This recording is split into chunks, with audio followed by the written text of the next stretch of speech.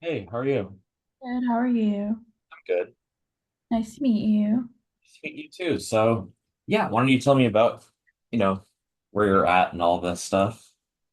So, I last took the MCAT in September and I got below 500. And so I am hoping that with a little bit of tutoring, I can break that 500 and maybe even get up to like the 510 mark now that I have some more time. I don't know if that's doable given my track record of being below 500, but I'm hoping I can shoot for the stars. And I kind of came up with a study plan and things like that. Other Mhm. than that, I graduated in 2023, and I got a degree in neuroscience. Got it. So, when you took this test, do you remember what the breakdown was like?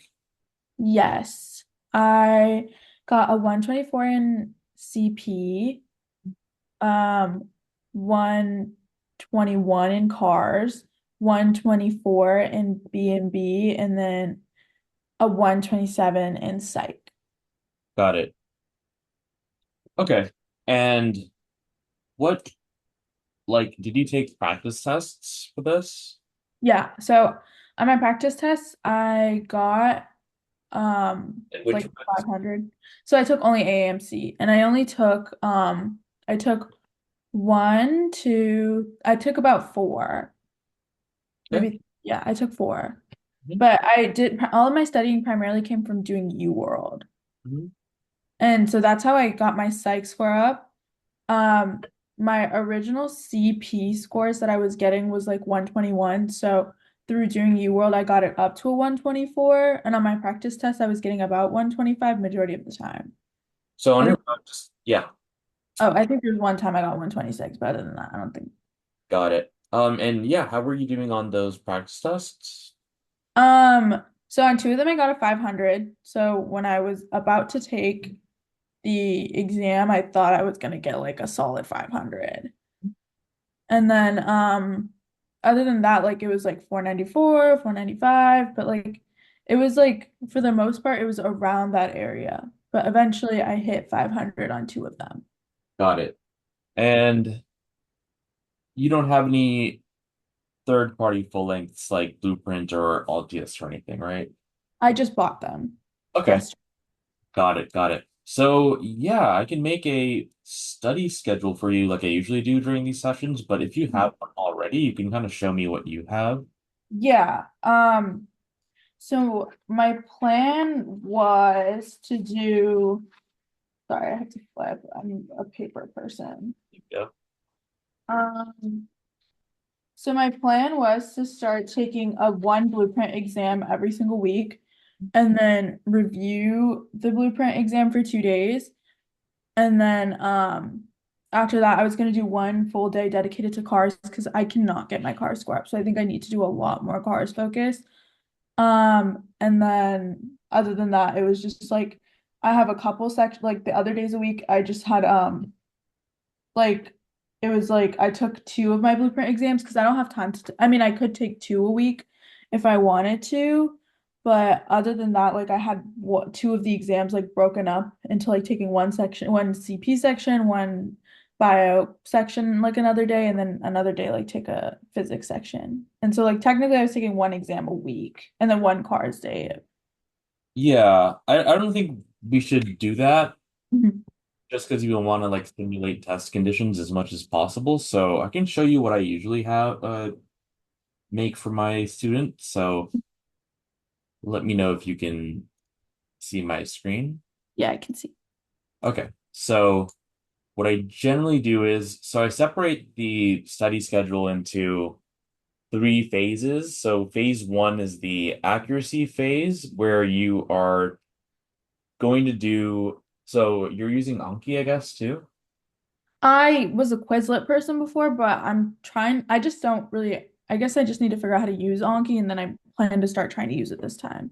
Yeah, yeah. So Anki, like the beauty in Anki is that instead of like a regular for a regular flashcard system, it's like you see the cards randomly and you go through them and whatever. But Mhm. um Anki is good because depending on how well you know that card, it will adjust the frequency that you'll see it again. So like if you think it's easy that that it's something that Mhm.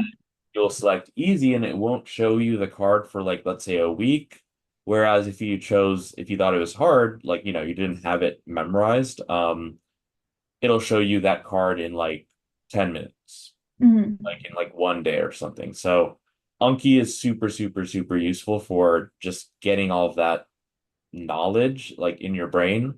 Mhm. Uh, and yeah, a lot of people do it like based on like how many cards they get finished, but that's easily overwhelming because it's like if you miss a day, it's like, you have like 500 cards due. So I just have students do it on like a time basis. So like 45 minutes to an hour of Anki a day, I think is good. And as long as you just do a little bit every day instead of like a lot on one day. So Mhm. phase one includes, well, all of the three phases will include Anki. Like you're never gonna stop doing Anki. So Mhm. yes, that's gonna be here. And then the Jack Weston content diagnostic. So if you go to jackweston Mhm. you scroll down to this Jack Weston QBank, you hit Study QBank now, and then this here, the Mcat content diagnostic, you select that. And there's one for VB, there's one for Site CP, there's one for Psych Soc. Now, this is basically, I mean, it's a bunch of like discrete questions, but covers pretty much everything that you'll see Mhm. everything content wise it covers. So this is what I usually start students with, just to for us to definitively. It's kind of like a diagnostic, but instead of a diagnostic being like, oh, like I think that that's kind of like a waste of a test, but this is like what you can do in the beginning of like the tutoring and everything like that, just to identify the content gaps, and then we can fill in those content gaps. And that's going to be the first thing that you do. So back to the schedule here. So that's going to be the Jack Weston content diagnostic. And then you'll be doing like, yeah, like aamc or Jack Weston cars. I don't recommend cars from other companies. And with cars, though, there's a definitive strategy that I teach my students. So we should probably meet sometime soon, or maybe even today. I Uh, was actually gonna ask to do cars today just because I know that I need to like get on that and like yep. immediately jump the gun and get my score up. Yeah, yeah. So okay, yeah. So we'll go over cars today because that way you'll have a strategy to approach cars as you practice on your own, like tomorrow and the rest of the days. Yeah. So that's phase one, and you'll Mhm. see it's pretty much. Oh, so after you finish the content diagnostic, you'll be doing the AMC section bank. Have you done that before? I don't think I did the section bank. The only things that I did last time were the actual practice exams, and then I got the cars things last time, and I did both the cars. I finished all the 300 questions, and then the other two 120 questions. So I've done both of those once from the last time I tested. Got it, got it. So yeah, it'll be the section bank. So that'll be after you finish and review the content diagnostic. So that way you get to then apply the content that you learned to passage-based, uh, questions, which is what the AMC section bank will consist of. Mhm. And, that'll go on till like, let's say, I mean, all of this is like tentative, but let's say that, you finish that by like the 25th over here. Then we're gonna have you do phase two, and phase two is third party full length. So yeah, for you it'll be the blueprint full lengths. Mhm. And you haven't done any yet, right? I think I have the free diagnostic done from the first time I took the MCAT. Yep. But other than that, I haven't done any of the ones I paid for. Okay. So yeah, so this 26 could be when you do blueprint full length one. And Hmm. on that day, once you finish that test, you're done for that day.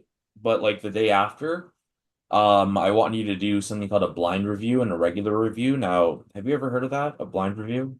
I think I saw it in one of your videos. It's like you review all of the things without looking at the answers, right?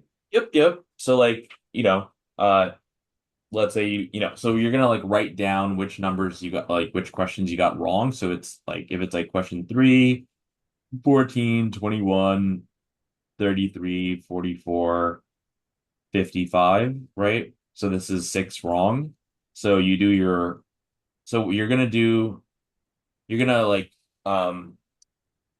open like a new attempt at the test, but this time without the time limit. And you're just gonna do the ones that you got wrong that first time around. Uh, Mhm. and the point of this is to separate the questions that you got wrong because you really didn't understand them from the questions that you got wrong because you're running out of time.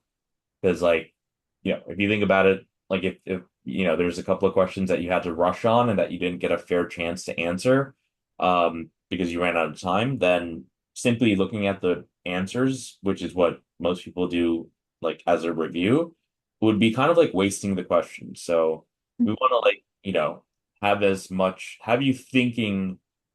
I mean, there's a lot of stuff you have to memorize and know, but ultimately, it's a critical thinking test, right? So you want to be thinking as much as possible, uh, Mhm. like straight up. So let's say that you do your blind review, and then you got these right, Mhm. but 3 of them are still wrong. Then you'll just do your regular review, which is where Mhm. you read the solutions. And let's say now these make sense, but one that's left doesn't make sense. When we meet, instead of us going over the 6, which you could figure out yourself or use the solution to figure out, you're going to use me for things that you can't figure out yourself and that you can't have other resources, explain it to you. So when we meet, we can go over just the one that still doesn't make sense. But it doesn't always have to be like that because it can also be like, like let's say you get a question right, but you're just curious how I would approach it. Or if you want to know if there's like a faster way, or if you want to, think differently about it. We can also do that when we meet. So that'll be how you review the test. Any questions Okay. about? Okay. Now, so, oh yeah. Okay. So yeah. So this is your blueprint full length that you're going to take on this Saturday here. And then, um, on Sunday, you'll be doing the blind review and the regular review. And I mean, that I'm putting it down just for like the Sunday. I mean, I know you mentioned that you want to take 2 days to review. So if it takes longer, that's fine. You could just go into Monday. But Mhm. that's when we're gonna start to do some UWorld. But it's gonna be, I wrote targeted content.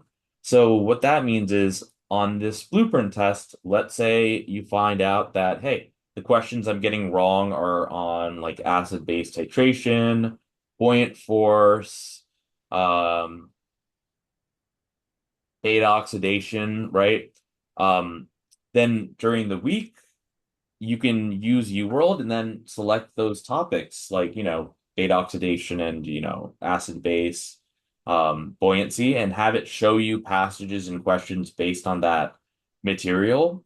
So that way, we're doing everything on like a need basis, like instead of just generally doing UWorld or something like that. So that'll be for the weekdays in between, essentially. So I Uh, did have one question. So when I'm doing UWorld, do you think I should be doing it like under time conditions and then reviewing it, or should I just like set it as unlimited and just go through as much as possible slowly? Like, how important is it for me to get that timing down while doing UWorld? So yeah, the only things that you're going to be doing timed will be the full lengths, Okay. but we're gonna fit in a lot, a lot of full length. So all of that stuff will auto correct, like your stamina, your speed. Also, yeah, like Mhm. I'll show you like timing checkpoints and strategies like that once you get, closer to a test. But Yeah. yeah, but yeah, you're gonna be just doing the only thing that you'll be doing timed will be the full lengths. So yeah, and then it'll be, on the November 2nd, Blueprint Volume 2, November 9th, full length 3, 4, 5, 6. And then I have to, okay, your test was when? My test is 11. 11. Okay. So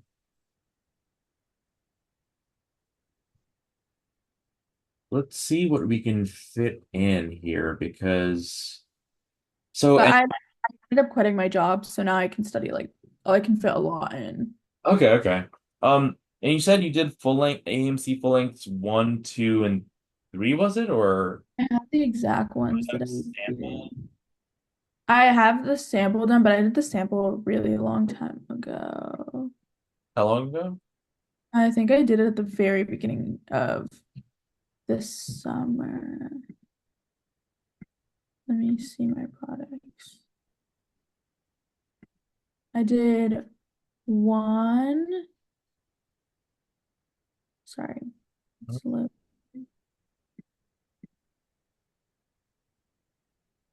I did one, two, three. No, I didn't do three. And then I did four. And then I have the sample done. So I never took full length three, but I took them in like a different order because I took one and two and then I took the last one because I heard the last one was the most representative and I didn't have time to take the third one. I think I extended my content review a little too long last time, so I just never got comfortable taking the practice exams because I kept like pushing it off because I was like I feel like I don't have the content down. I want to take it when I'm ready. And then on my I have two attempts done on or I have two attempts on an exam on exam two, I think. Because I took that one twice. Because I took that one when I first started studying, and then I took it again. So the ones you haven't taken are AMC full length 3 and the free scored one. Yeah, the free scored one I haven't taken. Okay, got it. Yeah. So going backwards here.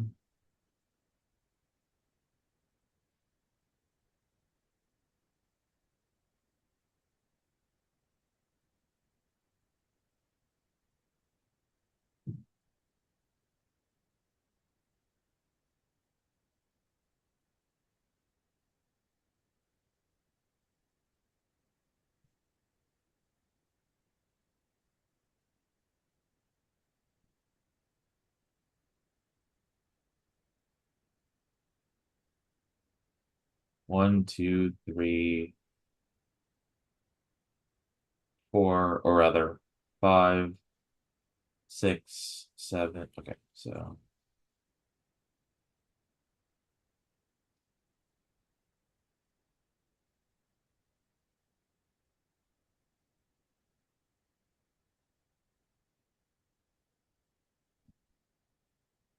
And I don't necessarily have to do 2 days of review. I only had that as my first like month because I'm like still working and I have my 2 weeks in. So like in order to fit that time restraint of working full time while being able to review, that's why I have it that way. mhm, But I can probably do 1 day of review of the exams, mhm, given a little bit of a time crunch. got it.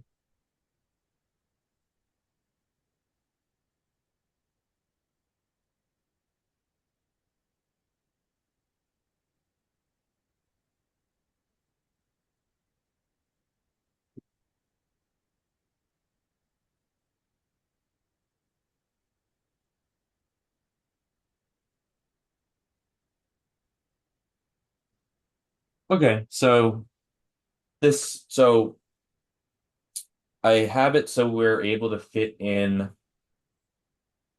9 of the blueprint tests Mhm. and two of those remaining AMC tests. So yeah, if I go back here, so from I guess it's the 10th now. So for each day, okay, so now you're going to be using this as, your study schedule. And as you do each of these things, like let's say on Thursday you do, 45 minutes of Anki, just put a strike through. If you do Mhm. Jack Weston content diagnostic, put a strike through, uh, etc. And Mhm. if you did, let's say you did like you were only able to do 30 minutes of Anki, you could just edit the cell to say 30 minutes and then do the strike through. Mhm. So so yeah, so we're going to be striking through things as we go through it. Uh, Mhm. and that, just feels good. It feels good to like be able to strike things out. But also like psychologically speaking, like let's say on these days, you did all of this stuff. And let's say on Friday, so let's say we didn't do it like this, right? And let's say on Friday you are tired, you only do Anki, and you might feel bad. You might like want to, feel guilty about like not doing work on that Friday. Um, and then you might be thinking, like I haven't been doing work, in general. But this kind of shows you, hey, you know what? This entire week I've been doing Anki, I've been doing the section bank. So on the Friday, if I'm just doing Anki, it's okay. It's okay because you show that you've been doing all this work anyway. Mhm. So that's one of the other reasons that this is useful. But Mhm. ultimately, this lets you see what you're going to be doing today, what you're going to be doing tomorrow, what you're going to be doing a week from now, what you're going to be doing a month from now, what you're going to be doing 2 months from now. So this way, everything is accounted for. And so yeah, and that'll just be starting with that content diagnostic and, reviewing the content, um, which we can, we're going to do together as well. Mhm. Then it'll be aamc section bank, and a new one came out, volume 2, and I haven't decided yet where I want to place that. Mhm. Um, but considering that phase 2 and phase 3 involve, a lot of UWorld on the weekdays, and we might like end up maybe finishing UWorld or something like that, then maybe, we can fit in the section bank volume 2 then. But Mhm.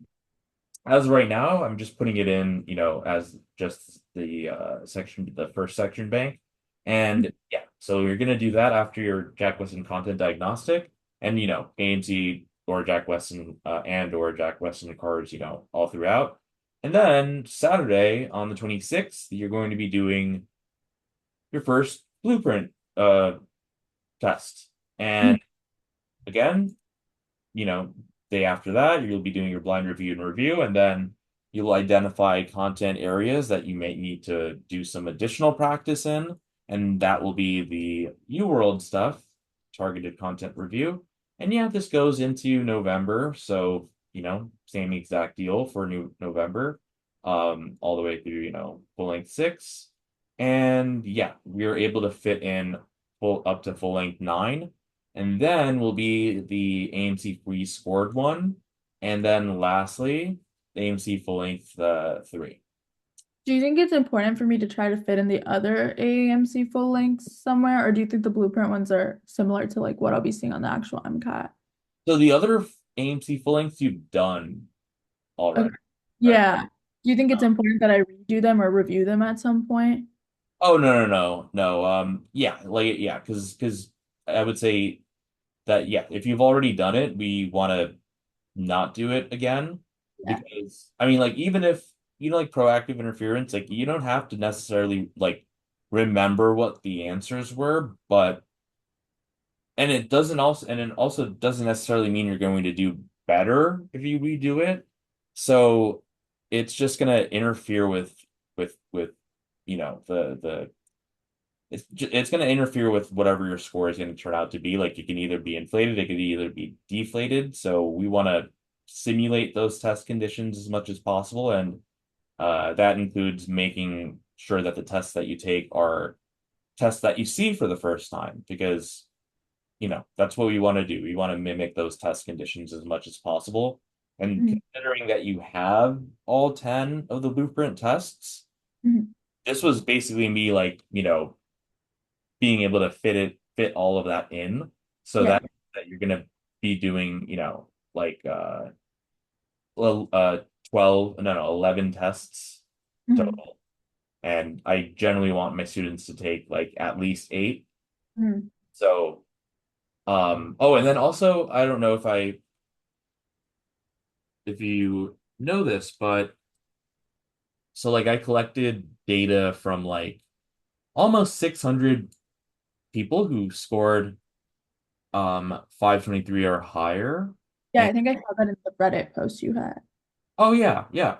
So yeah, so for people, so the average score for all of these people is a 524.64, and then AMC scores are like 518s and stuff, whatever. But if you look at Blueprint, which used to be called Next Step, average score is a 510.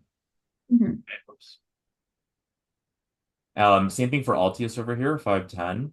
So that shows that there's like as much as a 14-point deflation in the Blueprint tests.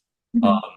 so you know, so you're yeah, so like don't expect to necessarily see like score improvement because if you even as much, if you simply maintain your score, like that's already kind of saying a lot. Hmm. Of course, we're gonna, try our best no matter what. But yeah, and there's lots of comments here that talk about how it's like harder, but in a way that is useful, unlike Kaplan, which is harder in a way that's not useful because they just will test you on minutia. Hmm. The blueprint tests are also good to psychologically prep you, like because this passages and questions look very scary and very dense and Hmm. long and full of information. Like you're going to see some really crazy, crazy stuff that otherwise, without doing the practice, like otherwise, because like let's say like on test day, like the first passage of the first section is really hard. Like that's going to mess with people, it's going to psych them out because they're going to start off on a, on a bad note there. But the blueprint tests will put you in that position over and over again, where like the first passage or the first section of the first test is going to be really daunting. So Yeah. yeah, so that's why that's why the blueprint tests are going to be great. And yeah, so that will be the um schedule. What Okay. do you think? Yeah, sounds good. All right, so yeah, let me share this. It's Maha. Yeah. Okay. So, all right, yeah, so I just shared that with you, and I also have a Google Drive folder with a lot of really useful stuff that I'm also sharing with you.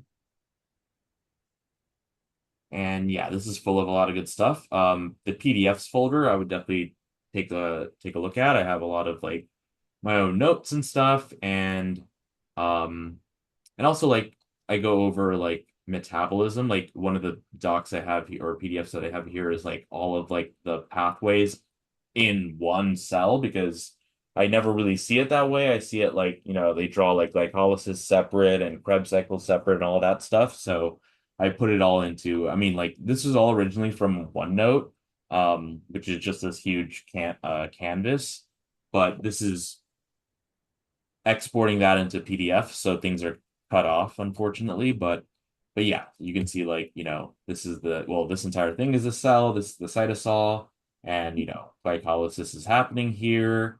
Um, if there's no oxygen, then it can travel like the lactate can travel through the blood to enter the liver where it can cause gluconeogenesis. But if there is oxygen, then it can just go into here, which is the mitochondria with, the outer membrane, intermembrane space, inner membrane and stuff. So yeah, a lot of this stuff will be useful. Mhm. Um, yeah, okay. So yeah, no more questions. Oh, the only other question I had was the last like week from 6 to 10, what would I be doing there?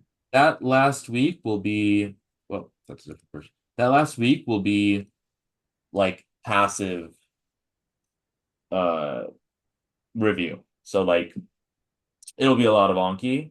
Hmm. Um, it'll be like kind of like going over notes and stuff like that. Maybe like oh, like going over like I'll send you like a really good like cheat sheet with lots of good stuff on it. Like but yeah, I always have the final practice test for my students to be taken a full week before the actual test because for that week of your test, like I don't want you to be doing anything too intense. It's that by that point, you will have taken 9 full lengths, which is saying a lot because they're like super long, right? So like that's like 72 hours, right? Um, of straight up test taking. So, you know, each week, right? So yeah, so just for that last week, it'll just be like some path. That's when everything up until that point is proactive. It's actively learning the content by doing the diagnostic, actively applying it all to passages, actively doing everything for the practice tests, which involves, doing things timed, having, the endurance and the stamina to not only be able to focus for like 7+ hours, but also to be focusing at your highest level. Mhm. So, so that's the entire, schedule is pretty much it involves you just doing a lot of proactive stuff. Mhm. So for that last week, that'll be the only week where you're going to do the passive stuff because you want to kind of give yourself your brain and everything like a chance to kind of like rest a little bit. So yeah, that'll be what you'll be doing for this last week. Especially the last day before, like, you want to go to bed, several hours earlier than usual because people pretty much almost everyone like has trouble falling asleep the night before. Mhm. So like, let's say that it takes you an extra 2 hours to fall asleep. We want to account for that by going to bed like 2 hours earlier than usual. So that'll be what you'll be doing on that last week. Yeah. Okay, perfect. All right, cool. So do you want to do cars? Yeah. All right. Um, what resource do you want to use? Well, I assume we were gonna do the AAMC today, but since I've already done it all once, I don't know if I should be doing that again, given that I've already seen everything that that has to offer. So that when you said you've done it once, you're saying that because there's 3 things cards I've will done all three. you did question back volume one, question back volume two, and a diagnostic tool. Yeah, I did the diagnostics tool too. All right, okay. So, how do you feel about Jack Weston ones? I like Jack Weston. Hmm, okay. Have you noticed any that see, how like the cars passages could be about like art, literature, philosophy, religion, architecture. Have you noticed that any type that you find particularly difficult? The economic ones, definitely. Okay. So let me pull up something. Okay.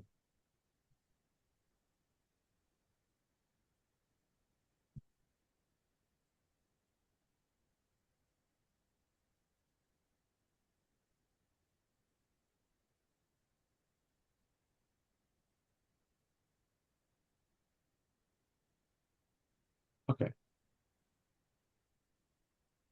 Here, I'm gonna put this link in the chat if you can open it up and then share your screen. Yeah.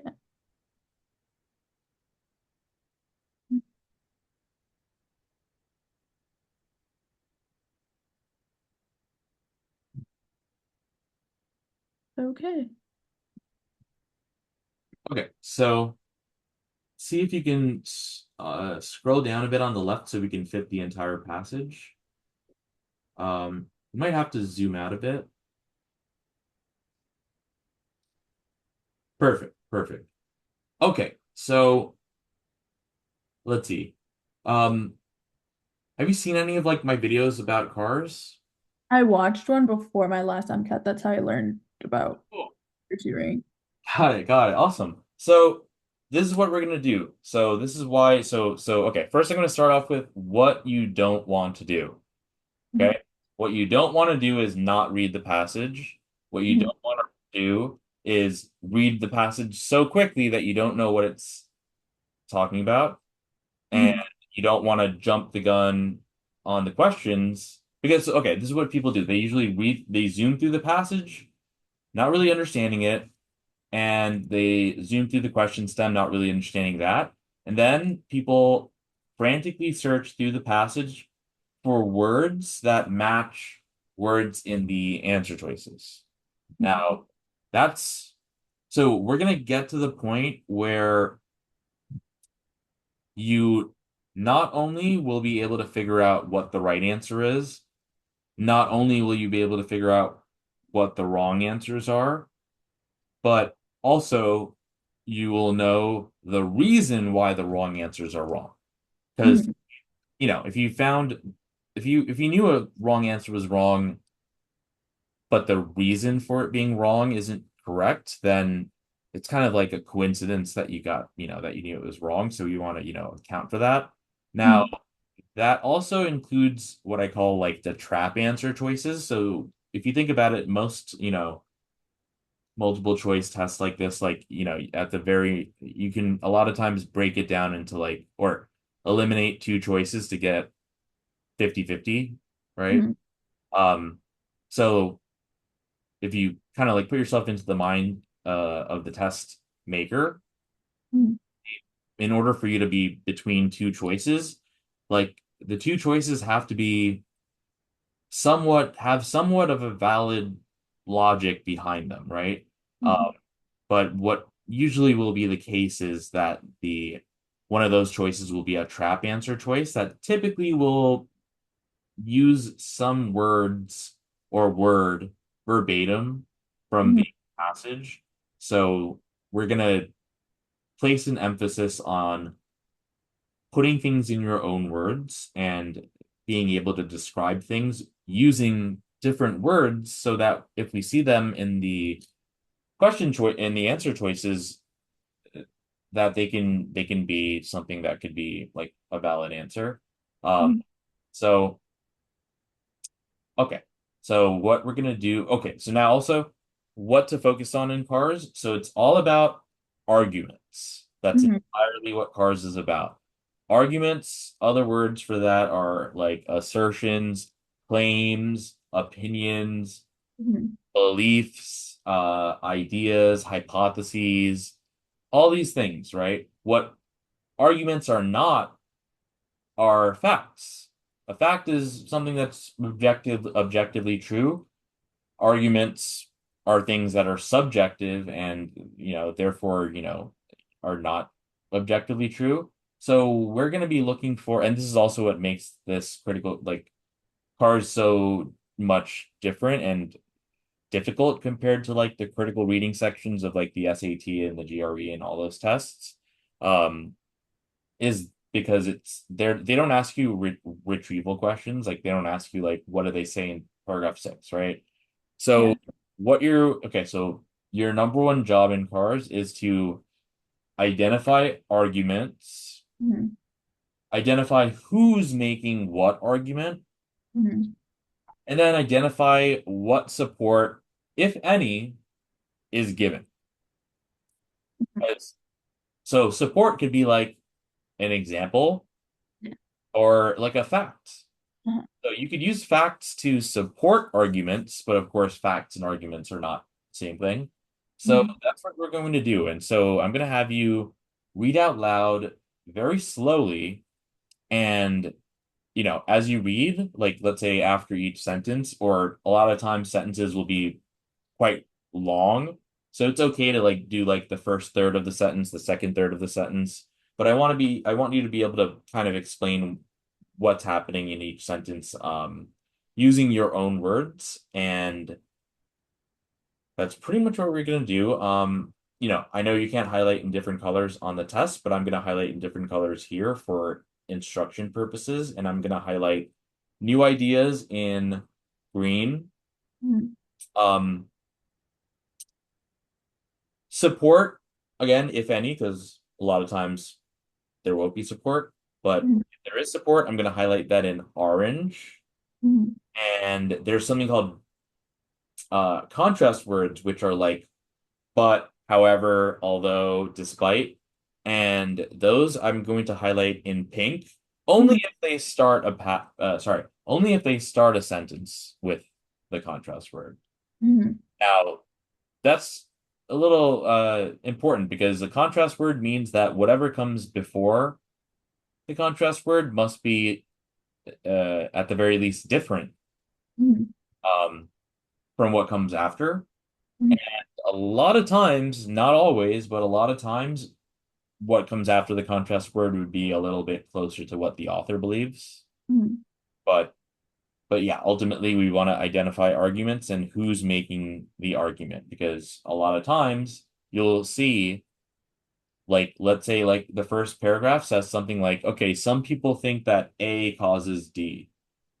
And then the paragraph two could be some other people think B causes D, right? And then the third paragraph might say, you know what? The actual truth is C causes D. So that means that that first paragraph that says A causes D and the second paragraph that says B causes D, although those are arguments, they are not the author's argument, and we want to be able to differentiate that. So, yep. So without further ado, you can start it off. Yeah. Okay. The classical case for trade for free trade, that is trade unmanipulated by government intervention, has intellectual roots in the notion that businesses are too small to move prices on their own. So All do you right. want me to? So yeah, what are they talking about here? Okay, so it's defining what free trade Good, is, good, good. and it's not exactly stating what it hasn't given any implications of what the author is saying, I would say. It's just kind of like saying what like the classical places is what I'm getting. So so okay. So so yeah, I forgot to say something about definitions, but you got that right away. But yeah, anytime they introduce a term, you want to be aware of what their definition of the term is. So, okay, so you said yes. So free trade is what? Um, it says here its intellectual roots in the notion that businesses are too small. So, sorry. So the definition part of free trade? Oh, it like just me defining what free trade is, or Oh, no. What they're defining as free trade. so they're saying that free trade has nothing to do, like it's outside of the government. Like it's saying, Yes. Good. So yeah, you see that free trade is being Mhm. mentioned here. And what is that? It's trade unmanipulated by government intervention, right? Mhm. Okay. So that's the definition part within those hyphens. Uh, Mhm. and also like just a grammatical thing, if things are between two hyphens, it's equivalent to if they were just parentheses. Mhm.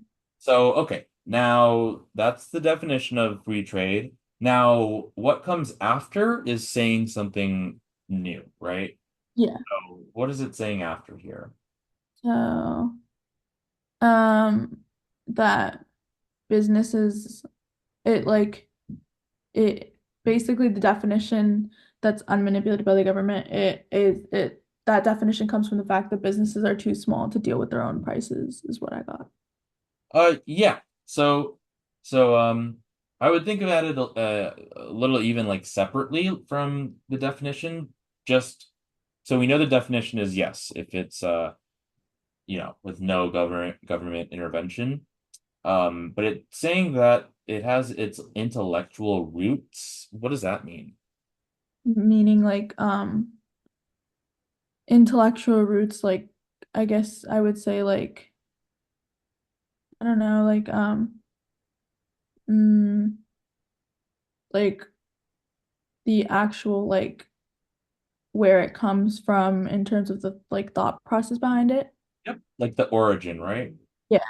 Good. And the origin is from the notion that so That yeah, that businesses are too small or like they are incapable because they're too small, they can't deal with their own prices.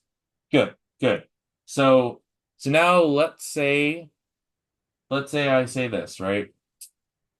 Suppose that this new study claimed that markets or like maybe even today, like okay, so like let's say that okay, the price of like Nvidia or something like that, um, plummeted and the entire stock market went down along with it. Mhm. That would be very different from what they're saying here, right? Mhm. That would be an example of a business that is too big and thus able to move prices on its own, right? Mhm.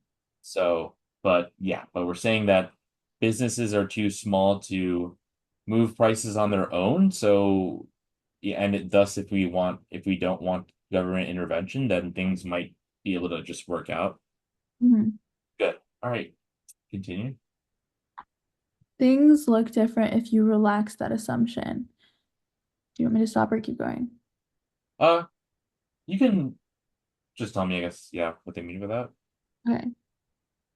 Things look different if you relax that assumption. It feels like the author is disagreeing with the classical case that was given. So when they say that assumption, which assumption?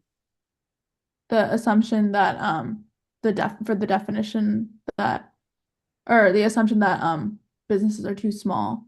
Good, good, good. I like how you first was gonna say the definition part, but then you realized it's the notion of, them being too small, right? Mhm. Good. Good, good, good. Okay, continue. Many categories of trade instead are dominated by a smallish number of big firms, big enough for each firm to have an influence on prices in the market. All right, there we go. So yeah, what are they saying here? I feel like um, this is kind of getting more into what the author aligns with. Okay. So it is rather than businesses being too small, it's talking about trade, Mhm. and how trade for small like, is dominated by larger firms for each firm to be able to influence its market in its own way, the market in its own way. Perfect, perfect. So so you probably saw in the videos where after each paragraph we write something we write out the argument and something on the side. So for this paragraph, what can we put in that? That I would put that um so I would put something about trade without government, like something that talks about the government not being included. And then I would probably talk about how rather than okay, wait, sorry. I have a lot of thoughts. Mhm. Yeah, that Um, this the thing that we're doing now is good because it gives us a chance to organize our thoughts rather yeah. rather than us reading it, not processing it, and moving on to the next, paragraph. So, Mhm. yep, go on. So I would say that free trade, when the government is not involved, typically talks about how businesses are too small to deal with the market. But um, if you don't have this assumption, then I would say that large firms are more in control of the market in their own ways. Yep. So I guess it kind of implies that bigger firms are better at manipulating the market than smaller if you relax the assumption that is stated about free trade at the beginning. Yep. So I put paragraph one, free trade in parentheses, no government intervention, assumes business, so business is too small to affect prices, but in actuality, they're big enough to affect the prices, right? Yeah. Good. And yeah, yeah. So okay, cool. All right, you can move on. Okay. Imperfect competition means that firms may be able to earn economic returns in excess of the economic costs, including a return on capital of the resources used. So this is giving a definition for Good. imperfect competition. All right. And then under perfect competition, such returns are competed away. So this is So comparing imperfect to perfect. so we said imperfect competition new term. What does that Mhm. So imperfect competition, um, a firm is able to gain, have economic gains that in excess to the cost. So the gain is more than the cost. exactly? Okay, good. Under perfect competition, such returns are competed away. All right. So Uh-huh. this is just defining perfect competition, and it says that returns go away. Yep. So let's think for a sec. Okay, what can that mean, right? Like, what do you think? Yeah, what do you think, like, this means? Like to be competed away. Hmm? That the returns, so in competition, I kind of see it as like a tug of war. So in imperfect competition, that tug of war, the returns is winning completely. But in perfect competition, it's kind of actually having a like to deal with like a back and forth toggling movement is how I see it. Mm-hmm. Yeah. I like your precise use of language. Very nice. Um, Probably the neuroscience background or something. But yeah, so far you're doing excellent. Yeah. So yeah, the way that I'm seeing this is like, okay, competition means that let's say that I charge a price for this, for some good or some service. Uh, Mhm. in perfect competition, it means that like let's say I charge $5 for something, Mhm. and then someone else charges $4. They're gonna people like customers are gonna choose the to buy the from the guy who charges $4. So Mhm.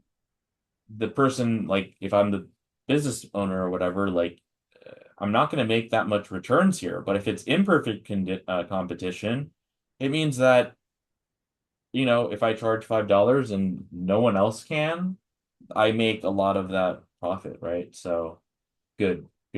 So yeah, I liked how you were able to identify, okay, this is another new term, and this is what that term is, and then this is another new term, and that's what that term is. Yeah, good. All right, continue. Okay. The idea of strategic trade policy, which was first exploited by James Brander and Barbara Spencer of the University of British Columbia, is that with a little bit of trade intervention, a government might secure a bigger share of these returns for its country. All right. So I did have a question. Yep. So whenever I've seen like different strategies from my research, and a lot of people will say that these people are like super important to highlight. In your strategy, do you feel like these like whenever you see like a name or a time that's like important to highlight as new information, or would that only pertain to like definitions and things? So, so this is going to be an example of so far, right? For example, first paragraph, right? You know, um, Big firms having an influence on the prices of the market. There's no support there, Mhm. right? If they said like the example I gave with Nvidia or something, Mhm. that would be support, Mhm. right? So now paragraph two, we have. perfect competition, imperfect competition, but we also now have this these names which will serve as so there's no I don't want you to think in terms of like if there's a name I should highlight it. I want you to be thinking this name is functioning as support, like evidence for these arguments and for the evidence. And again, I know you can't highlight in different colors on the test, Mhm. but that's what I would highlight in orange Mhm. because that serves as that evidence or that support. And they love to ask questions like, which of the following assertions is not supported by evidence, or this new evidence, would that weaken or strengthen, which argument? So yeah, so we're talking about this these people Mhm. who talked about what were they, I guess, talking about here? So this talks about with government intervention, I would say. Yep. Then the government can gain money for the country based off of what was talked about in terms of competition. Perfect. Good, good, good. All right. Oh, and then they called it a strategic trade policy. Uh, Mhm. so uh, yeah, good. Okay, continue. Okay. Categories of trade composed of a small number of firms need strategic trade policy. So an assertion by the author, I would say that is. That's kind of like his stance for her. That's what I'm getting. So, uh, um, so okay, so these two people, um, support at least a little bit of intervention, Mhm. and uh, that my guess is to support the imperfect competition, Mhm. right? Um, and uh, that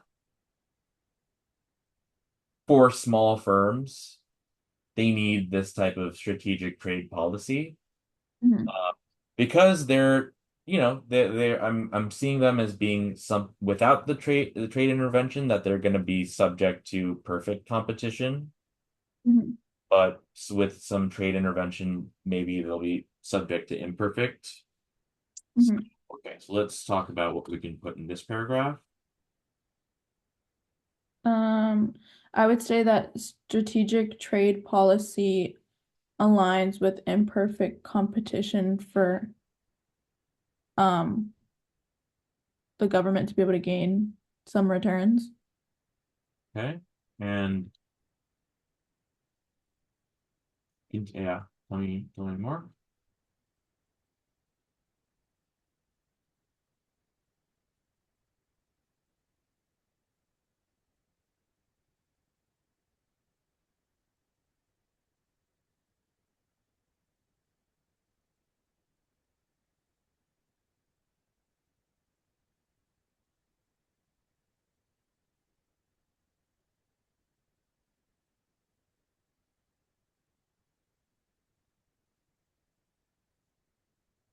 So I put imperfect parentheses big profits versus perfect in parentheses competed away, and then BB just to refer to James Brander and Barbara Spice. Oh, Spencer. So that would be more like BS, but RTA is reference to authority, so that's kind of what we're doing here.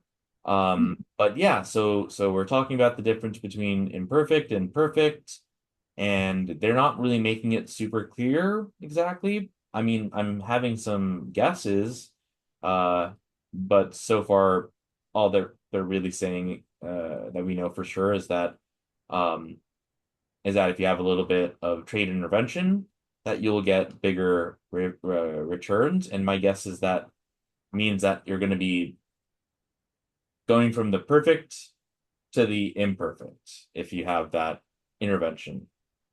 Okay. And that's what's called strategic trade policy, and that small firms need this. Mhm. So yeah, threw that in as well. So um yeah. So yeah. Yeah, to answer your question, like when you see names like this, like just ask yourself ultimately where does it fit in terms of argument, support. Mhm. Okay, sounds good. The standard example is the aircraft industry, a good choice because startup costs there are extraordinarily high, which keeps the number of possible producers down, and because national prestige is at stake. Okay, so when they say the standard example, what is this an example of? Of the strategic trade policy and having a little bit of government intervention in order to have returns for the country. Yeah. Um, Anything more specific?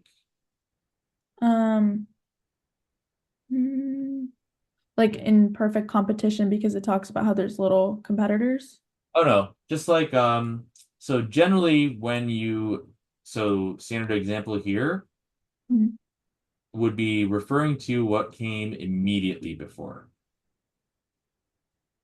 Oh, so like a small like would it be talking about this last sentence right up here? So categories of trade composed of a small number of firms, Mhm. maybe that maybe the aircraft industry is an example of this category of trade. Mhm. So yeah, so a lot of times it helps like the first sentence of a paragraph that is not the first paragraph to see how, if they're mentioning something that they're mentioning like a continuation of what came immediately prior. So Mhm. good. So we have some more examples here. So yeah, an aircraft industry and um it's a good choice because the startup costs are very, very high, and that keeps the number of possible um, producers down. Mhm. All right, continue. Suppose two companies, call them Boeing and Airbus, are choosing whether to build a new aircraft. Do you want me to keep going? You can continue. Yeah. If either goes ahead alone, it will make profits of 100. If both go ahead, they will each make a loss of 5. All right. So, yep. What can we say here? So, I guess it's trying to give a hypothetical example Huh? of how this would tie into the strategic trade policy Okay. by showing how if one of the companies goes alone, the profits are at 100%, but there's a percentage loss as competition increases. Good. Now, could this be um can this be also related to imperfect and perfect Yeah, competition? I would say so because um they're going for an excess amount of economic gain. Uh-huh. And that's if it's just one Yeah. great company. So, you know, so like we can kind of see that like imperfect competition kind of means that there's like one or two uh major companies that, you know, make a lot of money. And that's different from perfect competition where, you know, there's less of that kind of like monopoly or whatever. Mhm. So excellent. So this entire thing can serve as support for, so I'm going to write arrow to the above, and then saying like, i.e. aircraft industry, um, and then we can say, let's say both or Boeing, Airbus, let's see, each going alone means high profits, but, oh, rather, sorry. Yeah, going alone, high profits, but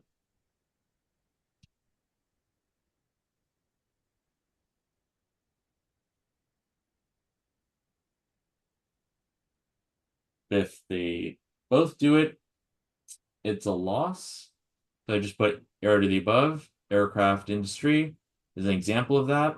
And then Boeing, Airbus, if they go alone, they'll get high profits. But if they both go for it to make this new aircraft or whatever, they're going to Mhm. make a loss. Okay. Yeah. Yes. Okay. Continue. Now, suppose that European governments agreed to subsidize Airbus to the tune of 10. All right. What are they saying here? So now it's the hypothetical example from above is continuing, but now it's including the government. So I guess it's kind of trying to say how that Uh-huh. um, government intervention would play in. That was kind of talked about in the second paragraph. Excellent. So if they subsidize Airbus, that means the government would help, like give money to Airbus, right? So does that make sense? Yeah. Yep. So Okay. let's say that that happened. Continue. Airbus is sure to make a profit of 5 even if Boeing goes ahead too. Okay. So um it's showing the positives of how if a government was involved, then both would make a profit regardless of imperfect or perfect competition.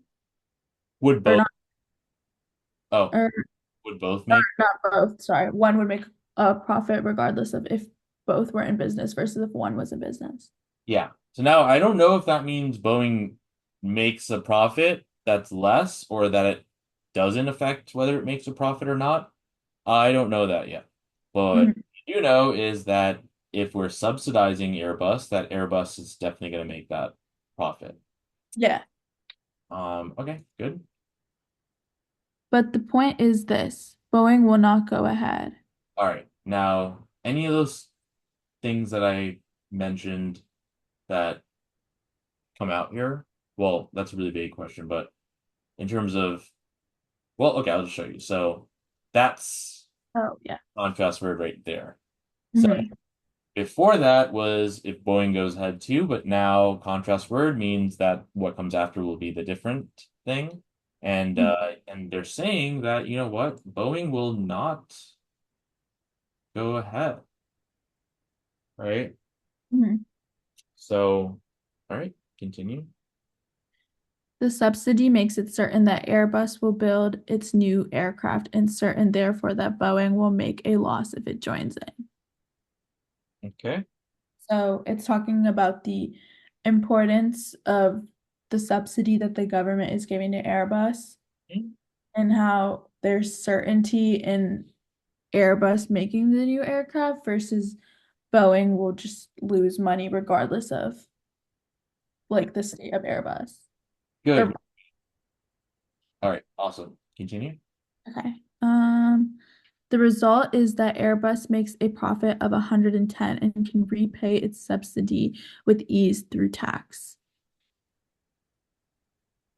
So it's talking about how now this will result in repaying that subsidy through taxes, so it wouldn't lose anything at all, is I guess what it's implying.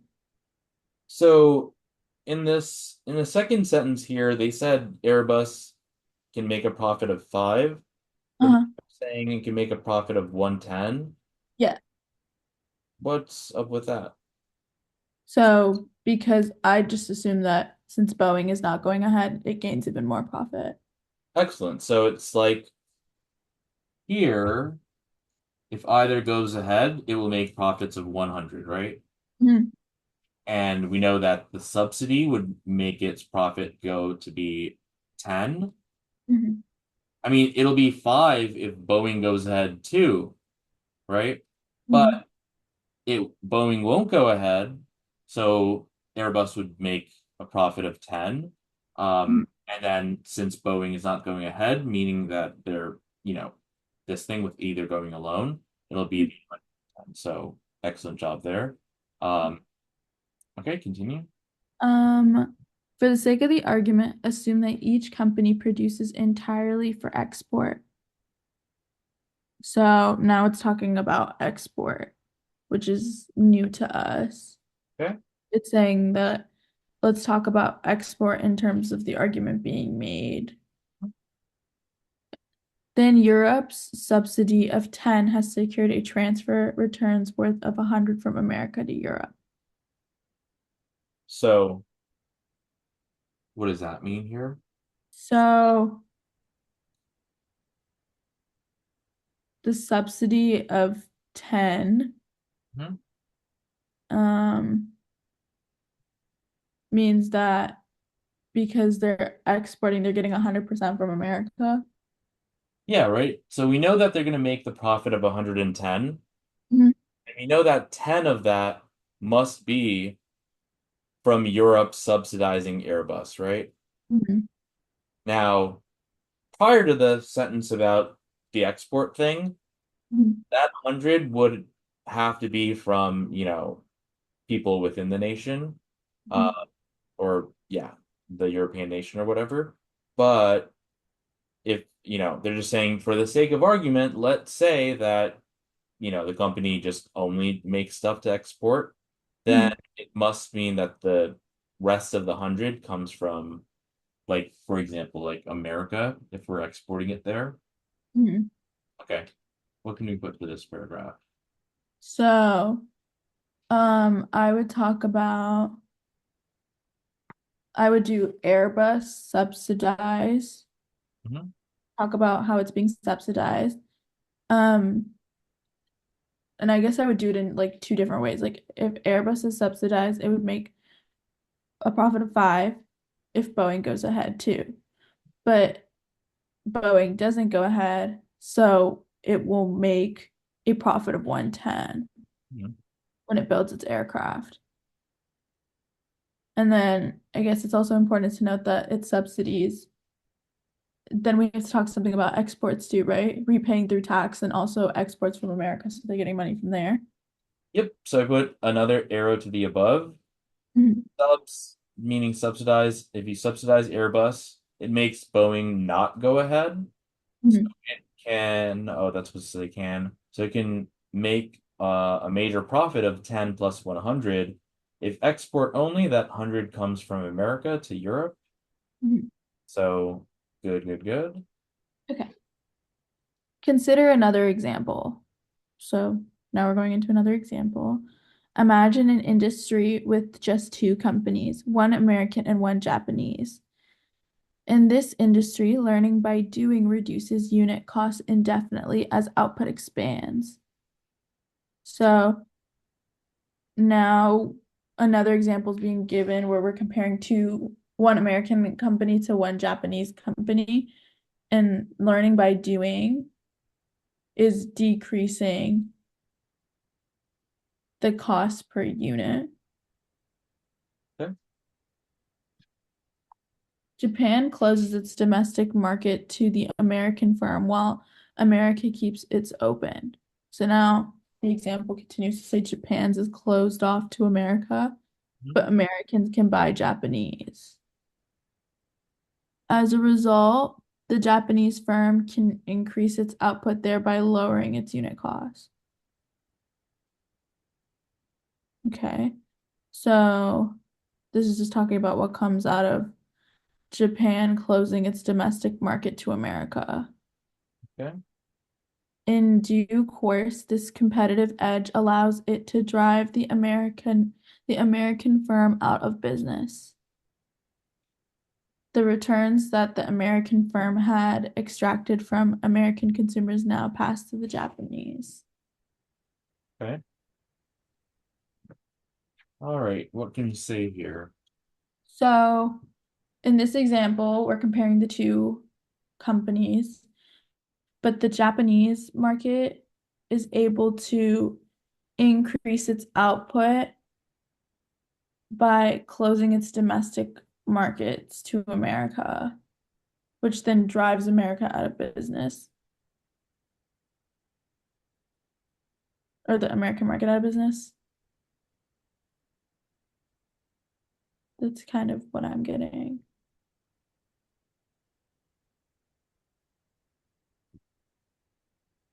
And then that because of that, then the Japanese are able to get more out of American consumers. So I wrote a another example, American versus Japanese. I wrote LBD to just mean learning by doing. Um, I don't know what that means, and I don't know if it's important, but I know that it's something that just causes unit costs to go down. It Uh-huh. causes reduction of unit costs, and if Japan closes its market to America, it can increase its output by lowering the unit costs, um, and that let it outcompete America. Okay. Continue. The issue in question is the inability of firms to capture the fruits of expensive innovation. Okay. So now it's talking about a problem with firms, Mhm. and that is the ability to capitalize off of expensive innovation. Mhm. When you're saying that, you mean innovation, like if you innovate something, right? Yeah. Yep.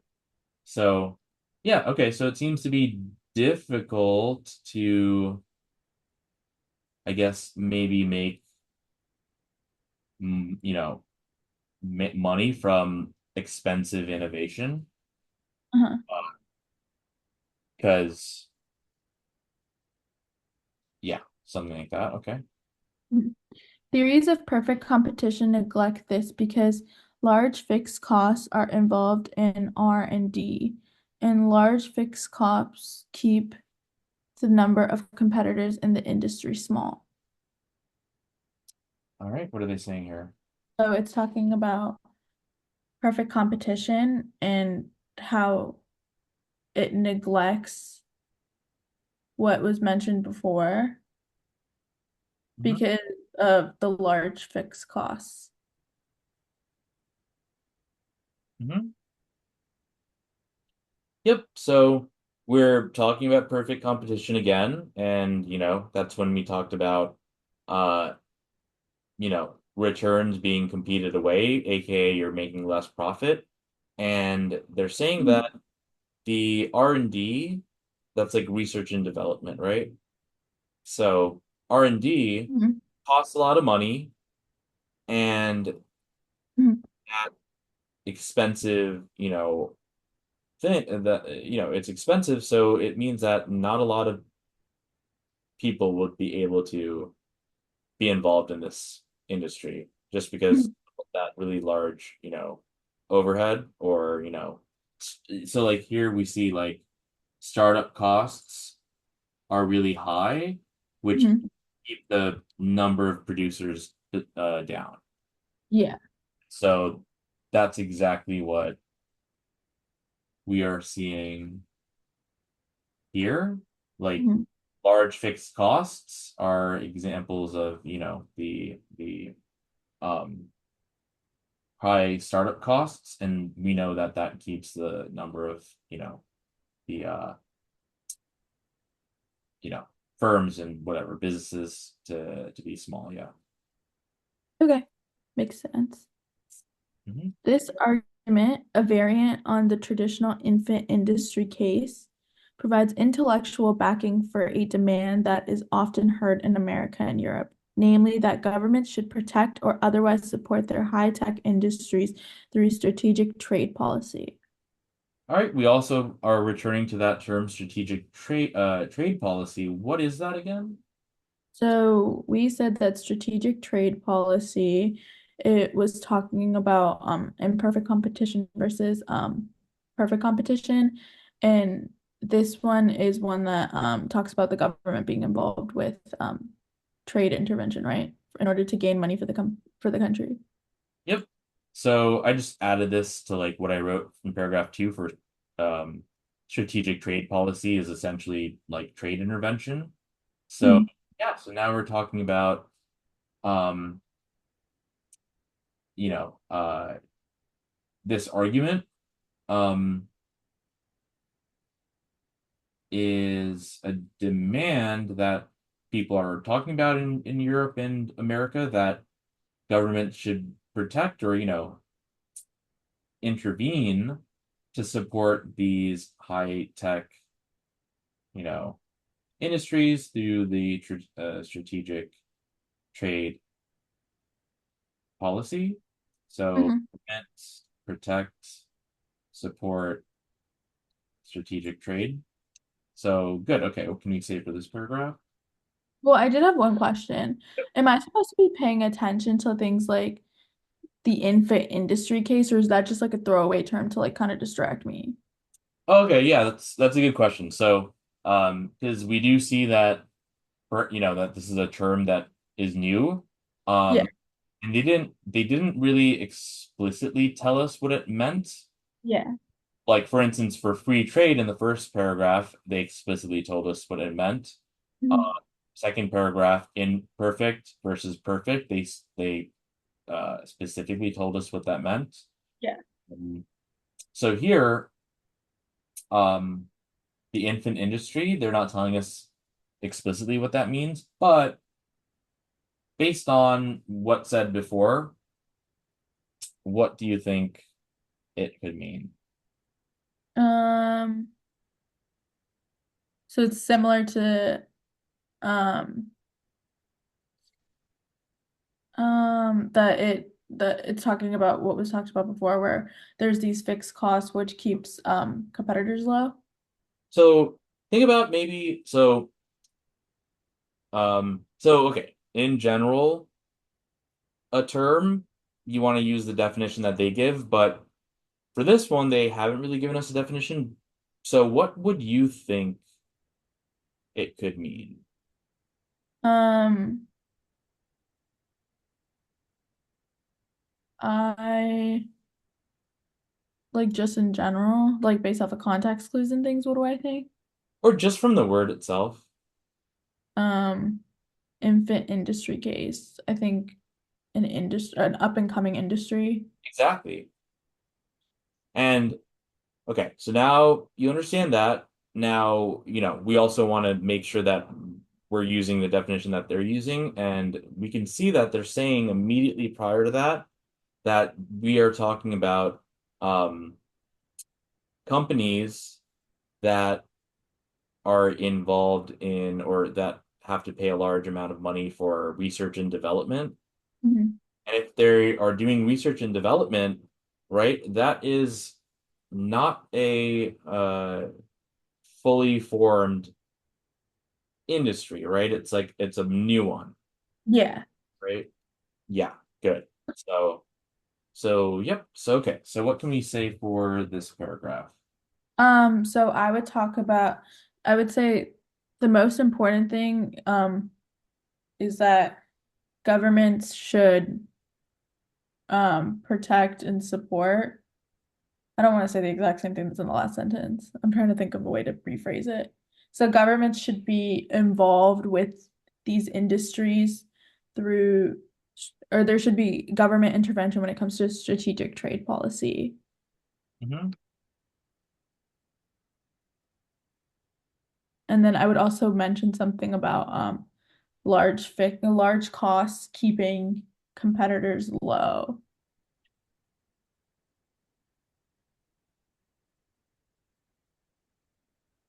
But I don't know if that's necessary, I guess, because that's already been stated before. So I don't know. So, I put perfect competition says R&D cause high fixed costs, which keep the number of competitors down. Mhm. And that there's demand in America and Europe to protect slash support these infant industries. And so that means that what they need is strategic trade policy. Mhm. Now, so okay, yeah, when you're kind of thinking of what to put, the thing is, the way that I'm highlighting here, like you see that I'm not highlighting entire sentences and stuff, right? Yeah. So, um, I'm just highlighting mostly like nouns and stuff. And if you read it out loud, like just what I highlight, I call it like caveman speech. But we're gonna kind of fill in the grammatical stuff uh, Mhm. ourselves. So, for example, this paragraph, if you just read what I highlighted, Yeah. it's inability, fruits, expensive innovation. So in my head, I'm filling that in as there's an inability to get the fruits, the rewards, right, or Mhm. profits from innovation, which is very, very expensive, right? And then I highlighted perfect competition, large fixed costs, keep, number of, small. So again, we're just saying that the expensive innovation or, large fixed costs means that you're going to have a smaller amount of competitors. And that's pretty much what we saw, several times in this passage, aka like, if the cost goes up too high, uh, Mhm. it's going to, make fewer kind of like, competitors and stuff. So Mhm. I highlighted that stuff, and then I highlighted governments, protect, support, strategic trade. So in my head, I'm filling in the blanks, saying that government or that people want government to protect or support these aforementioned infant industries that have to spend an awful lot of money for R&D and thus have really, really high fixed costs. And therefore, there's a small amount of competitors there. So So, you kind of use your highlighting to, I guess, like you write your like little summaries based off of what you highlight. Like, is yeah, that? yeah, the highlights kind of serve as like a pseudo map. Mhm. It's hard to like kind of teach how to Yeah. highlight properly, and also like especially because they only give you one color to highlight. Uh, Yeah. but yeah, if you so like at the end of each of these car sessions, like what I will have you do is like take a screenshot of like the entire passage with all the highlights and this thing on the right, like we can call it like a map, Mhm. right? And screenshot that, and then kind of see like how they're related to one another. But yeah. Okay, perfect. And do you think when I'm practicing cars like on my own, should I start by highlighting in color like you do and then kind of build up to getting to that regular? Because then I would have it down, or like, do you think I should just start with the yellow right off the bat and try to just follow what you do? So I don't know it would how you would highlight in different colors for. Yeah. I was just gonna screenshot it and do it on my iPad or something. Oh, yeah, okay. Yeah, I mean, yeah, that can totally work. But yeah, I would say ultimately the priority would be more so on this map thing on the right Yeah. because you'll see why like after we finish this. Yeah. Okay, perfect. Yep. And then, since such industries are often said to be strategic, the jargon here is that the jargon here has got itself into a twist. So, um, um, so this is basically saying that, should I just keep reading to get more information? I don't know if, what exactly I'm supposed to gain from this. I think it Okay. just that it's might be like ironic or something that if we call these industries strategic, like the jargon of calling them strategic, like something could get a little messed up from that. Mhm. All right. Yeah, you can continue. The strategic, this The strategic and strategic trade policy refers to a harm thy neighbor struggle over returns. So this is kind of describing strategic trade policy in a very negative connotation. And it's saying that being strategic is harmful to others over returns. Yeah. So I don't know if I would say that it's particularly like negative or anything like that. Mhm. Um, but yeah. Okay. Strategic trade policy is a zero-sum game with some countries winning more profits than others. What's a zero-sum game? So I would say that it's not an additive game, So tell me more. like in terms of like there's no comparison, or I would say there is comparison among it in terms of the profits being able to be made. Anything else about it? Um, um, I don't really know. I guess I'm kind of a little stumped. Sure. So it's not a term that you're expected to know here, Yeah. but I'm pretty sure it's like actually like it comes up in like the psych soc section maybe. But okay, a zero-sum game means that in order for there to be a winner, there must be a loser. Oh, okay. What you can't do in a zero-sum game is both win. Yeah. So that's what a uh Oh, zero-sum game is, I yeah. don't, yeah. Okay, makes sense. Hmm. A strategic trade policy then will necessarily lead to aggressive competition between nations. So there needs to be a ton of competition in order for there to be a winner. Yeah, and so I guess it could come off a little bit negative. So I think it's fine that you said that first. But yeah, the so we're saying that so okay, this entire thing that we're talking about is like strategic trade policy and Yeah. it's zero sum and that means that uh that it can lead to this aggressive competition between nations, right? So for paragraph 7 here, what can we put? I would say that strategic trade policy requires there to be a winner and a loser leading to intense competition between countries. Mhm.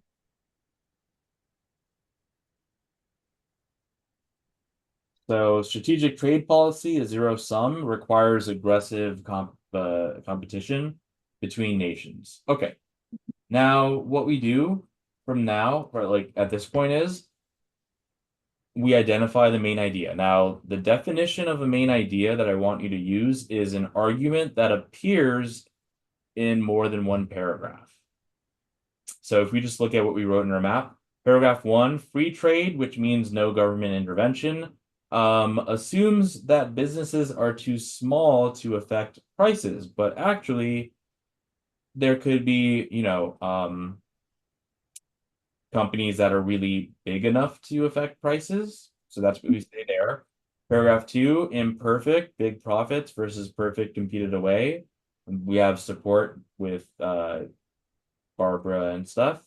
And what we're saying here is that trade intervention, um, well, strategic trade policy involves some trade intervention, which results in greater returns, Mhm. and that small firms would need that. Uh, Mhm. and then paragraph 3, we're supporting paragraph two's argument with the example of Boeing and Airbus. Mhm. And you can kind of see now that zero-sum game here because if they both try to build that aircraft, they lose five, right? Mhm. So, but if one of them does, right, they can make, a profit of 100, right? Mhm. So this is kind of like the prisoner's dilemma. Do you know that one? Yeah. Kind of, yeah. That's like a perfect example of like a zero-sum game. Yeah. So okay, we talk about that in paragraph 3, and then paragraph 4. If you subsidize Airbus, meaning the government is paying or giving money to Airbus, then Mhm. theoretically, like, yeah, it can go to like, somewhat of a profit if Boeing also tries to make this new aircraft or whatever. But the fact is that Boeing will not make the new aircraft it because that like it's not going to be um a way for them to make profit. Mhm. So yeah, so that and we just have all these numbers here, so I just wrote like yeah, um Boeing not going ahead causes a major profit of 10 plus 100. And then we also have this other example of like if this was all just export, then that Mhm. means that 100 just comes from, a country that we're exporting it to, like America. Mhm. In paragraph 5, we have yet another example, um, or I guess more so of like a hypothetical. So Mhm. American versus Japanese market, and this low learning by doing thing, whatever that is, reduces unit costs. And if Japan closes its market to the Americans, it can therefore increase its output, or I'm thinking of like exports, um by doing what it was doing, which is learning by doing. Mhm. And that let the unit costs get lowered, and then it can cause them to outperform or outcompete America.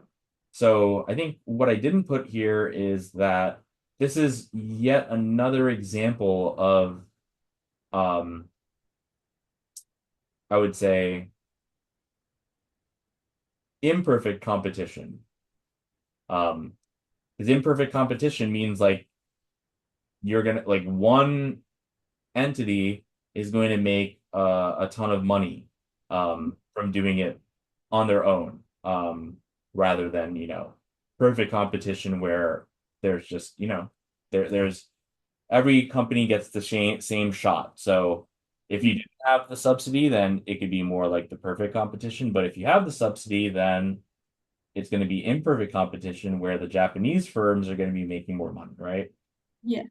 So yeah, so that's paragraph 5. Paragraph 6, perfect composition competition says R&D cause high fixed costs, and that keeps the number of competitors small, and there's a demand in America and Europe to protect or support these infant industries, and thus we need strategic trade policy for that. And then paragraph 7, we talk about how strategic trade policy is zero sum, and that it requires aggressive competition between nations. So, what kind of what word, I guess, do you see mentioned in more than one? Definitely strategic trade policy comes up a lot. Perfect. Exactly. Great job. Perfect, perfect. Because look, we have it here, right? Mhm. Have it well, afterwards, they're not referring to it explicitly, but Yeah. they're that's an example of it, right? And then after that, we have Another other hypothetical example. I don't know if they specifically say that there.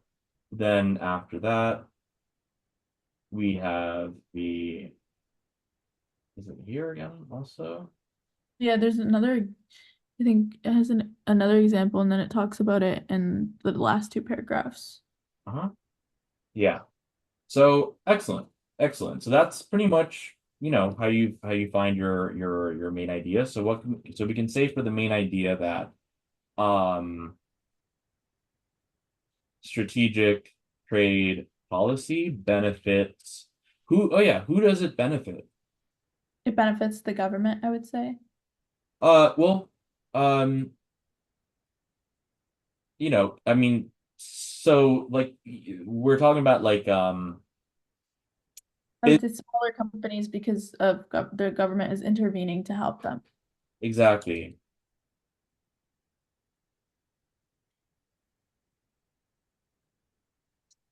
So strategic trade policy benefits smaller companies because governments are intervening to help them. Perfect, perfect, perfect. So Great job. That was really, really good. So yeah, now you can take a screenshot. I mean, I could take one for you.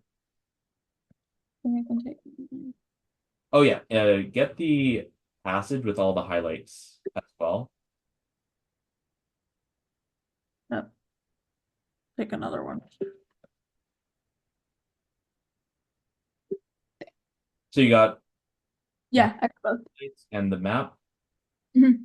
Okay, good, good, good. So yeah, like moving forward and stuff as you do this stuff on your own, you're gonna try to do, I mean, you can, experiment with the highlights and stuff, but at Mhm. the very least, write out this map on the right. And when you go over, when you like, let's say there's like some cars passages you want to go over that you had trouble with, we can Mhm. go over it together and then we can compare the map that we write together compared to the map that you had.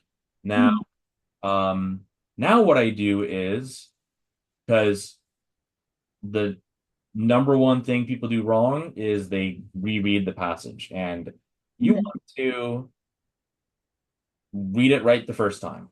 Yeah. By, you start slow. Instead of reading it fast the first time, then reading the questions and then having to go back, which ultimately will take more time, uh, Mhm. and also interfere with your understanding of it as a whole, Mhm.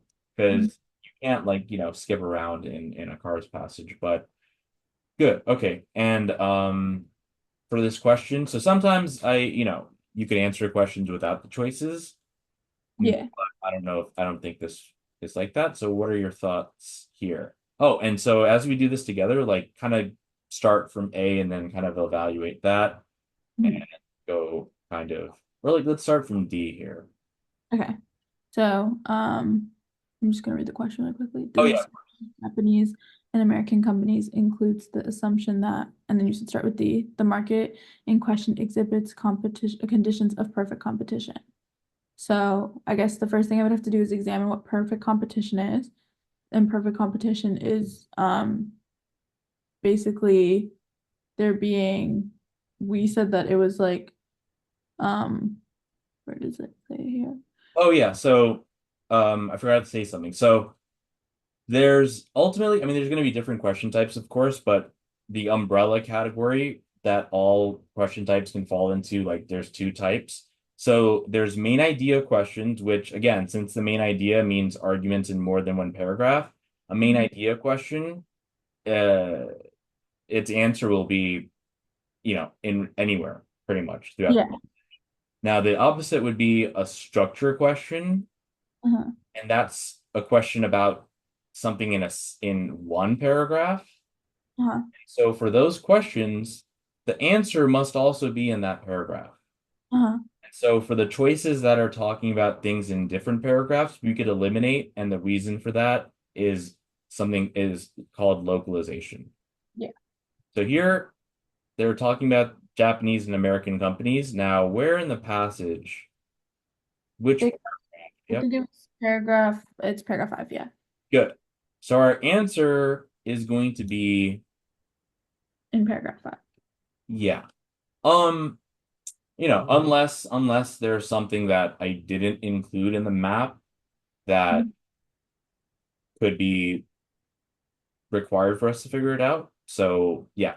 So I guess we can try it out first with just the map. So yeah. So what do you think about D? So if it's talking about perfect competition, isn't that's talking about we define perfect competition as there not being like excess gains, correct? Or imperfect is there like you're going for excess gains in comparison to like excess returns versus costs. That's imperfect. And then perfect would eliminate that and there would be competition. So let's try. So where do they talk about perfect competition? We said it's in paragraph 2, competed away. Anywhere else? It talks about that also um in let me see. Perfect competition, then It goes into, I think it was in the last paragraph too, but I don't think Paragraph 6. paragraph 6, yes. Good. Now, is it mentioned in paragraph 5? No, not that we have in our map. Good. So we can make sure. So Don't see it. good. So D, We can eliminate because it's not in the right paragraph. yep, and that will be called localization. Okay. Good. Okay. So then I'll just continue to move up from there. Hmm? The firm that can capture its home country market, its home country's market first will sell to the most consumers.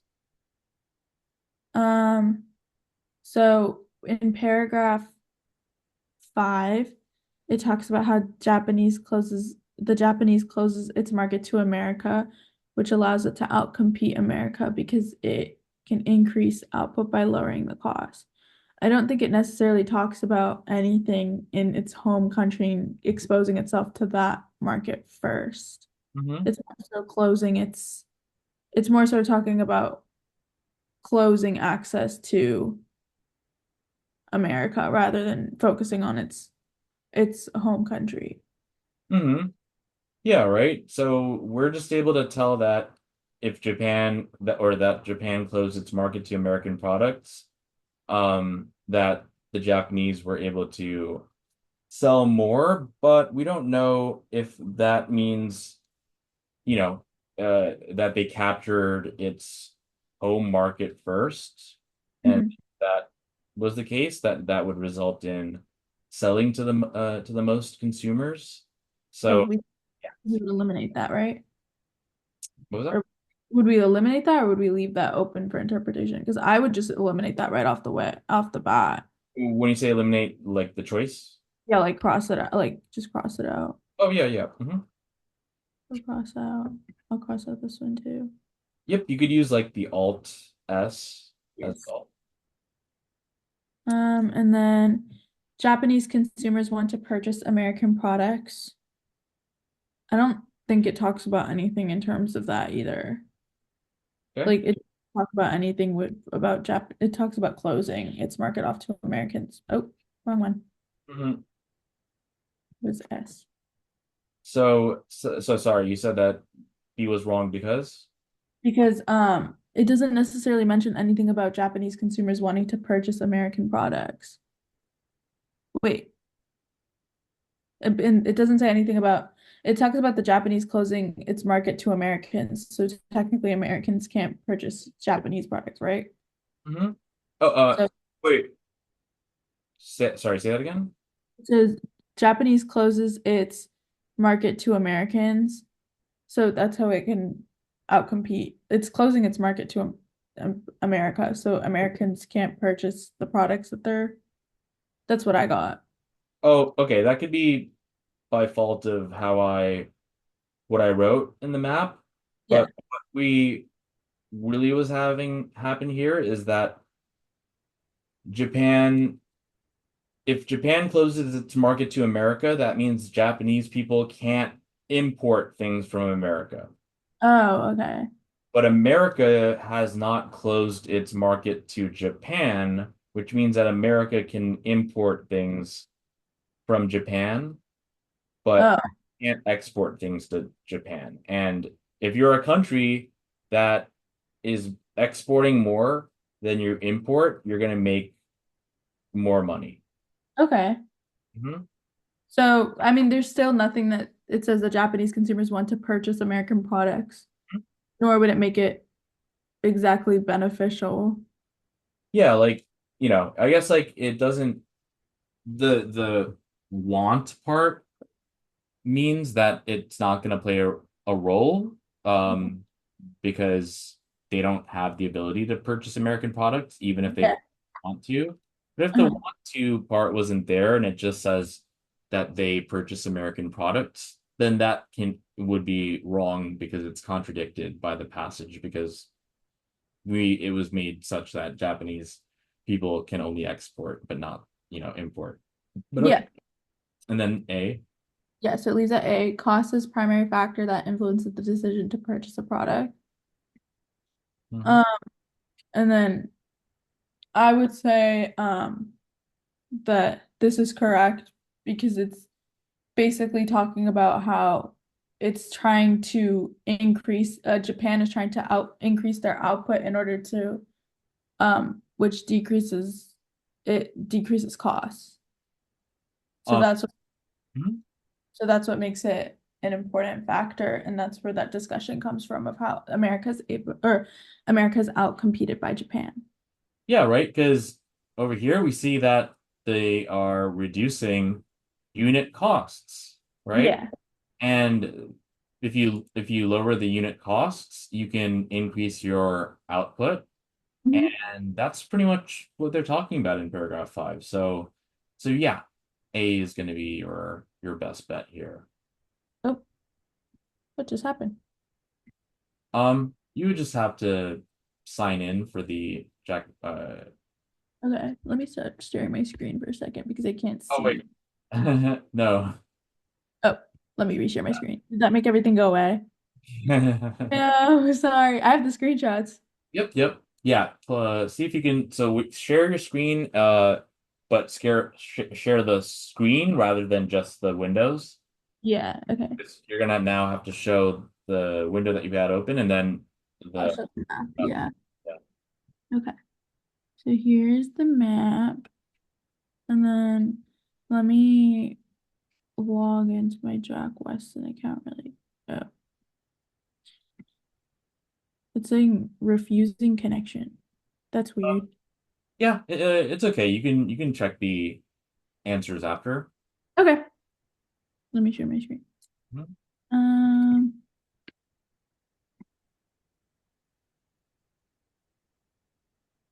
share this.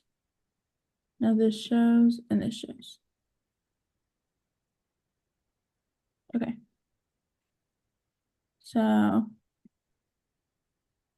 A. And then I guess I'll keep going. And then I can just move this over here so I can't see that. And then this is here. Okay. So the author would argue that the governments can affect a business's profitability because they can decide whether or not a business is allowed to operate in a country. Okay. So so I guess this is more of a main idea question, right? Because I don't remember, I think this is very specific to any of the paragraphs that we talked about. But I do feel like this ties into strategic trade policy because that's all about government intervention on to help small businesses or small companies. Uh, So, sorry, I just had to return an email. So, tell me what were you saying? so I said that so I was talking about how I feel like this question is more of a main idea question Yep, just because I feel like it ties into strategic yep, yep. trade policy. Mhm. So but I don't know if it necessarily talks about whether or not a business is allowed to operate in another country. I feel like it is more of intervention to benefit smaller companies. So I don't know if that would necessarily be Mhm. a strike through right away, but I don't think it's right. Good, good. Can adjust market conditions to affect a product's profitability. Um, so I don't know if this is wrong right off the bat because this makes me think of Airbus and how they talk about subsidizing. So is that messing with market conditions? I don't know. Maybe I'm thinking too deeply. Um, uh, sorry, say what you just said. You said, I don't know if this is necessarily wrong because this talks about Airbus. Oh, I'm thinking about Airbus mhm. with this one and how they did the subsidizing. So then that benefited Airbus. Oh, yeah, yeah, yeah. Mhm, mhm, mhm. Yep. So I wouldn't eliminate that right off the bat because that ties into that one. Mhm. Can share technology they have researched and developed with their country's businesses. I don't think that this is necessarily mentioned anywhere. Did you say R&D? Yeah, I was thinking about R&D, but I thought R&D, I Mhm. don't know if that, I didn't know if that pertained to the government or not. Oh yeah. So I mean, we're just saying here that R&D causes high fixed costs. Yeah. So, um, oh, and then there's a demand for in America and Europe to protect these new industries that, because of R&D, have high fixed costs. And since strategic trade policy is zero sum, right? Like if you're American and you're an R&D company and you have to spend a lot of money to research and develop stuff, and strategic trade policy is zero sum, you only want one thing to win. Mhm. It should be less likely for people like in America, let's say, to share those R&D results with other, you know, countries and stuff because it costs us a lot of money to do the R&D. Uh, Yeah. and it's not like more than one country or people can win here because it's zero sum. Uh-huh. So And then so I would say that's wrong then. And then can benefit from the success of their country's businesses. Um, it does talk about, I think it did mention in paragraph two how, or maybe it was paragraph one, how the government can benefit through intervention. Mhm. But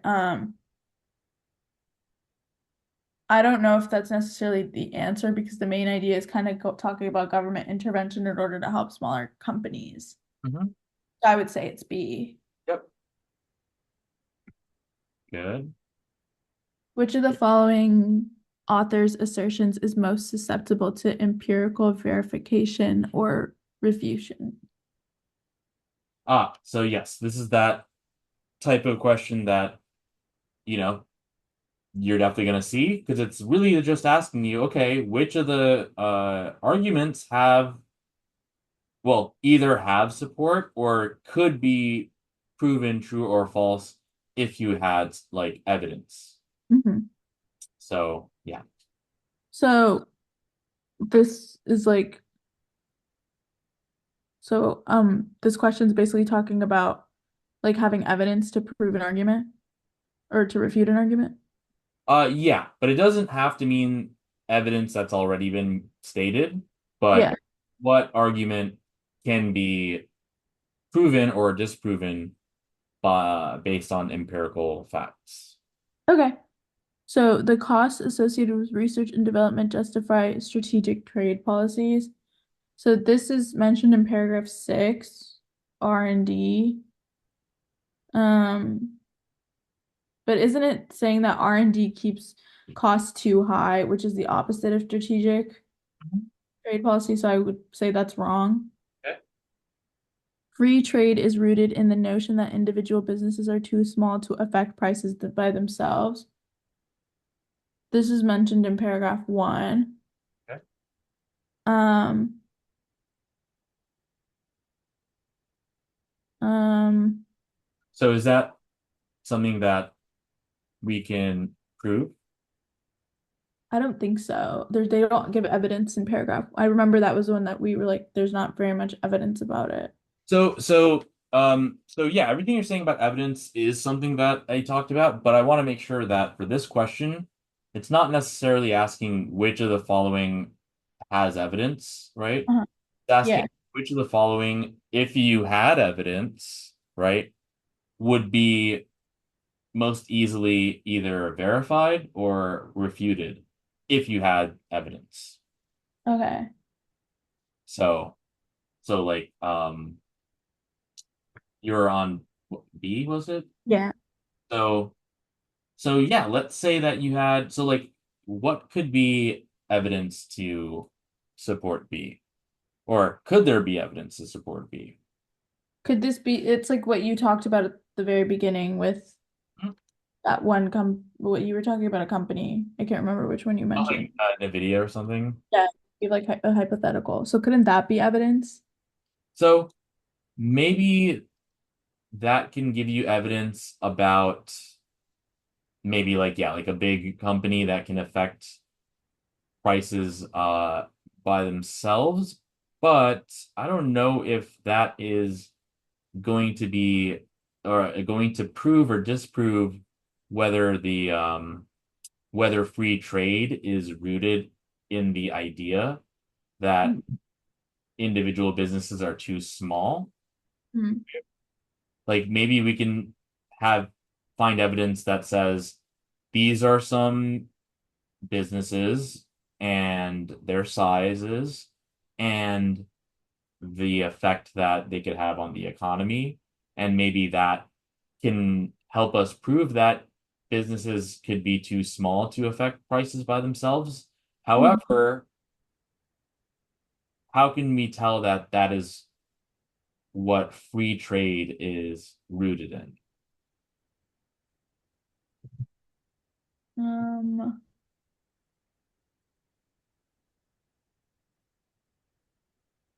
I don't know. Yeah, there's no way for us to tell if something is if free trade is rooted in this type of notion or Uh, idea. So, so B could be a probable answer. um, well, there's no real way. So like so if you had evidence that said this is a list of businesses that are small and these are the effects that they could have on the economy, right? That can prove whether individual businesses are too small to affect prices by themselves. Yeah. However, there's no way for us to prove that that is what free trade is rooted in. Uh-huh.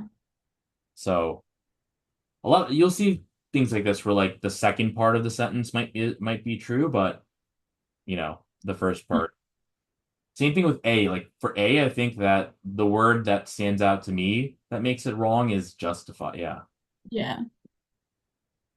Okay. Okay. So some demand that their government should protect them with strategic trade policies. There is demand though. Like, isn't that like what this whole passage is about? And could you prove this easily through, like, this could easily be like proven, correct? Yeah, right. You can have Yeah. a bunch of surveys. Yeah. Like, okay. So I think it is probably C, but I'll keep going. A market operates under conditions of perfect competition when economic returns are not possible. I think this is, I don't know if this is necessarily the best to be verified or refuted because I feel like economic returns are not possible. Isn't the whole point of there being economic returns in both cases? It's just a matter of one is focused on excess economic returns. Um, so uh so the perfect competition or whatever, it was when you the returns get competed away. Yeah.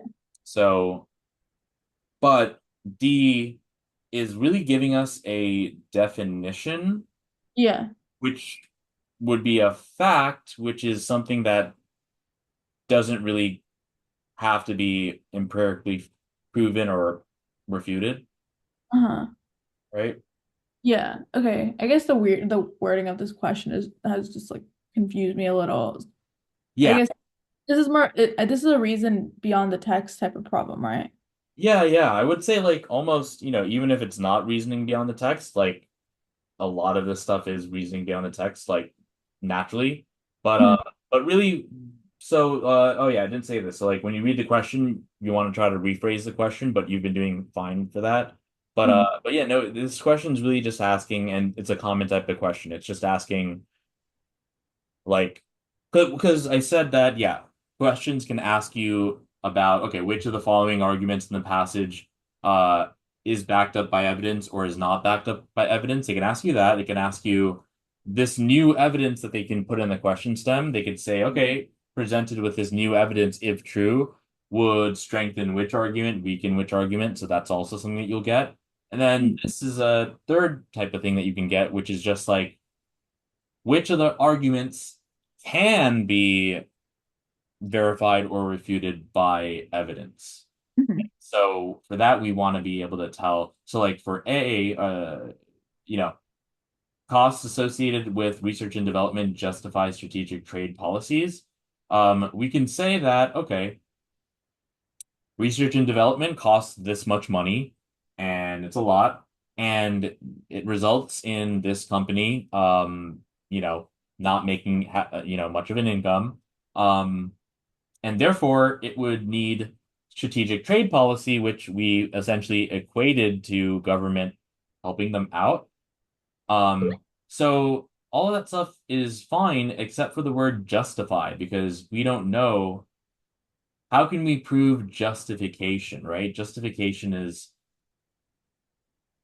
kind of if you say like, this company deserves, to benefit or something like that. Like but that's not something we could empirically prove. And then for B, the second part of it's right or makes sense with individual businesses are too small to affect prices by themselves, but we can't prove that free trade is rooted in that.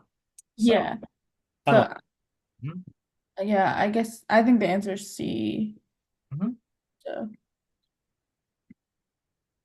according to the author, the general effect of strategic trade policy on international relations is, oh, so this is talked about directly in paragraph 7, where talks about aggressive competition between nations. So I'm assuming the answer is going to be something similar to that. A breakdown of diplomatic relations between countries. Countries identify other countries as rivals.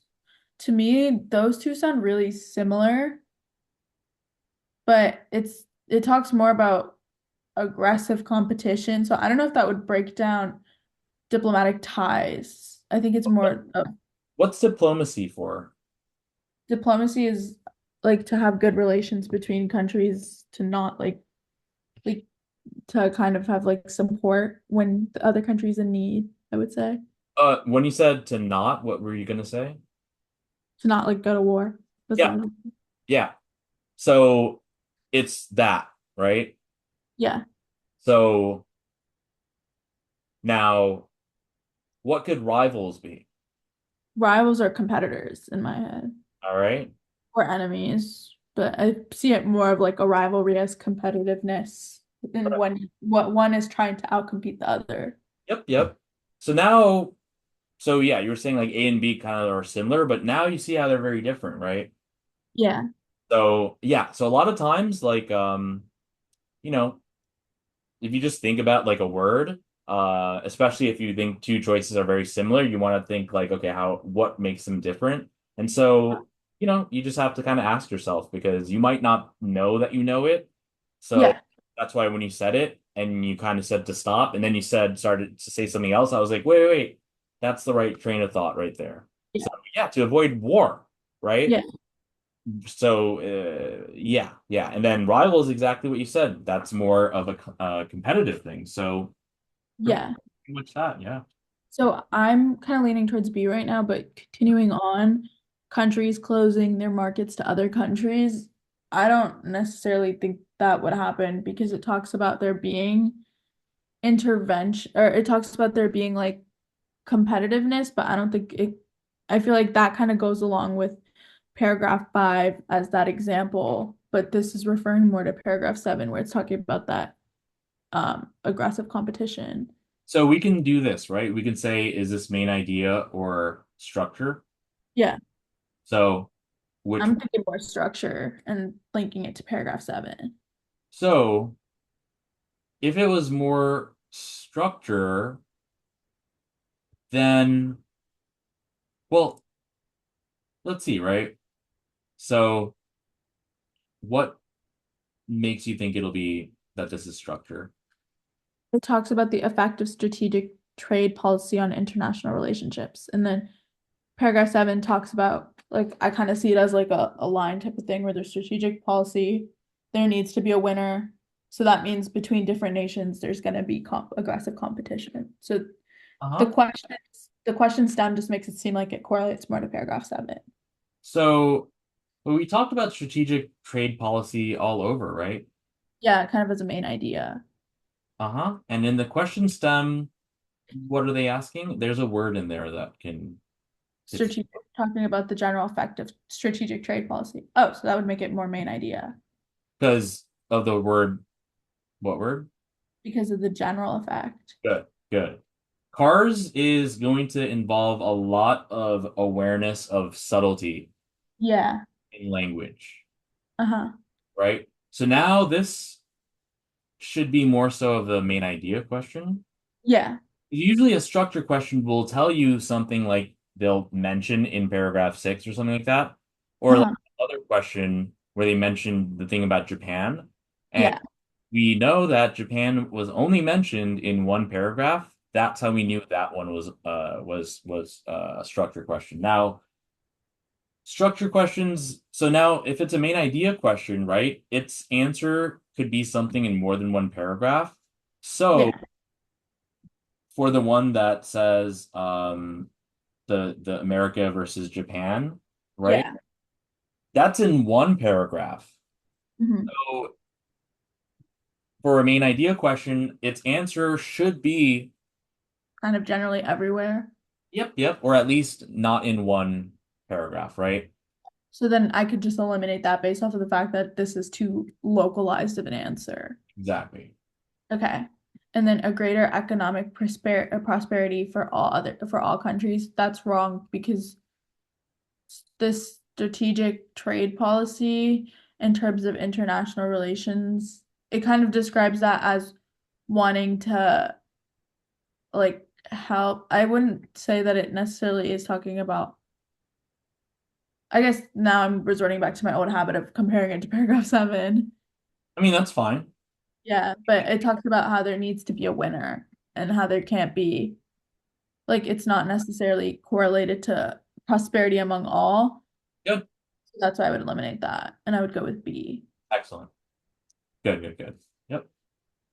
The author of the passage would be most likely to agree with which of the following ideas expressed by other economists. When governments intervene in markets, they should do so as light as possible. So I would argue that this is wrong because this is talking about government intervention to help the smaller companies and wanting that. So I don't necessarily think it aligns with being as light as possible.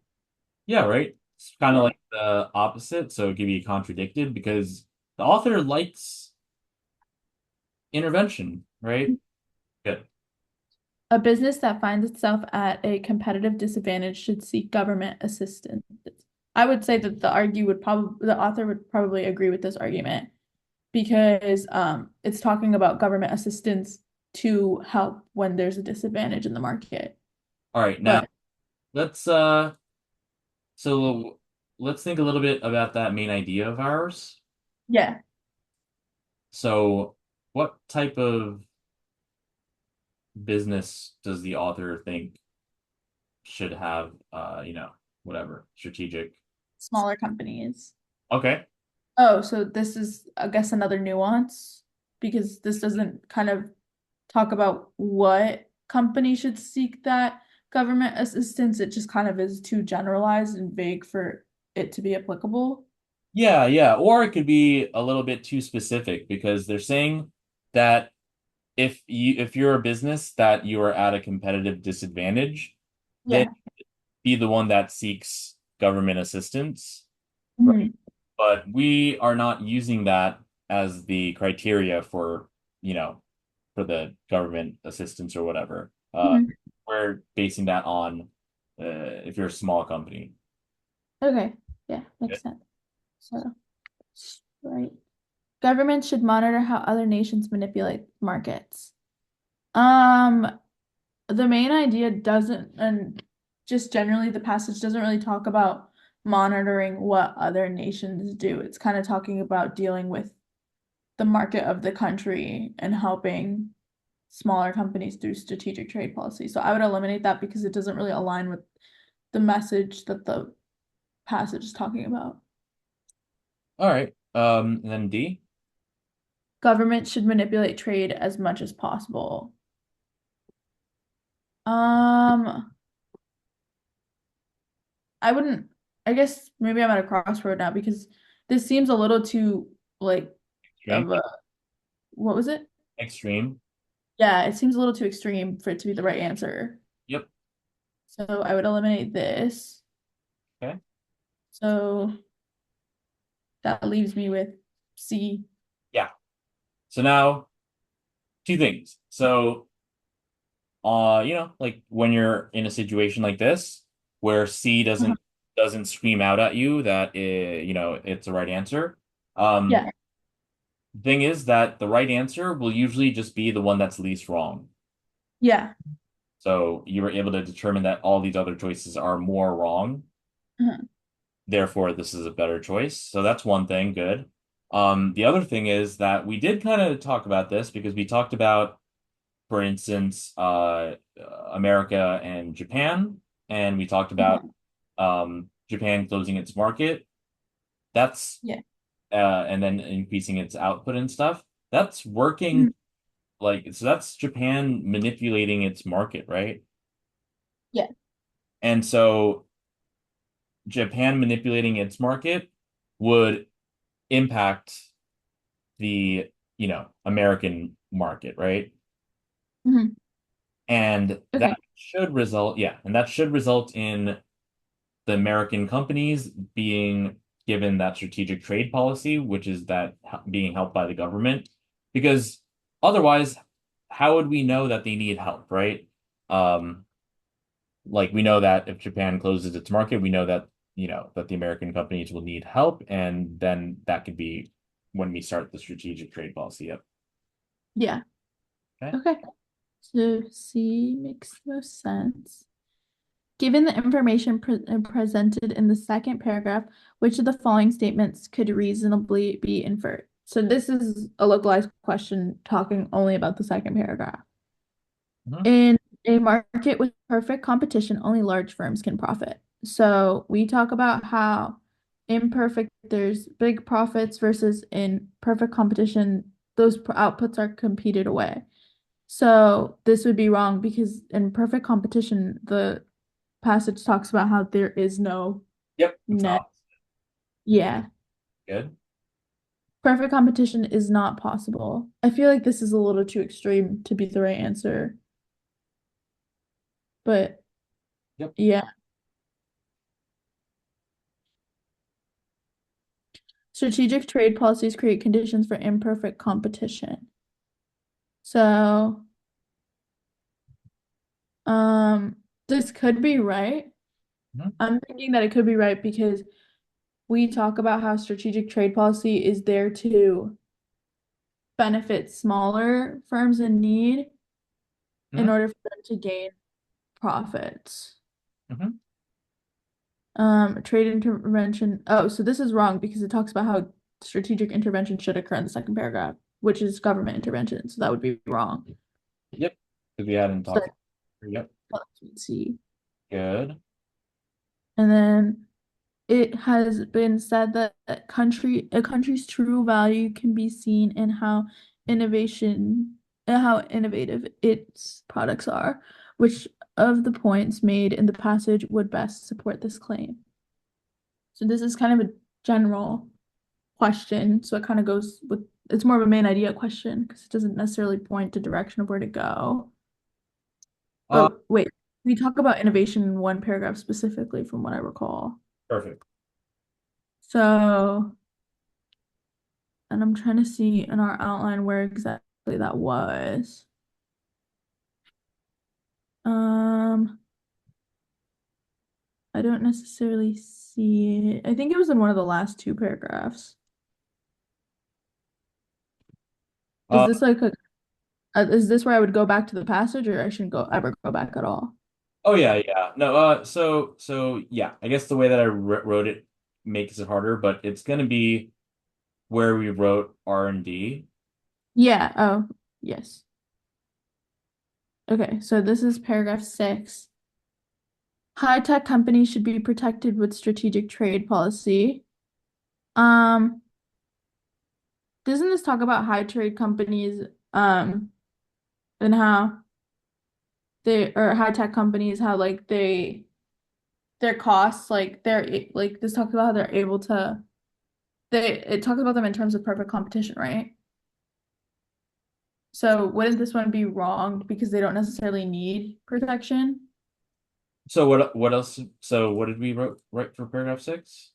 Perfect competition says R&D cause high fixed costs, keeping the numbers of competitors small. Right. And then there's a demand of American and Europeans to protect and support. Oh, there's a demand in American and Europeans to protect and support infant industries, so we need strategic trade policy. So wouldn't this be wrong? Because I mean, I guess there Like, is a need to protect, but I don't know if that necessarily pertains to high tech companies.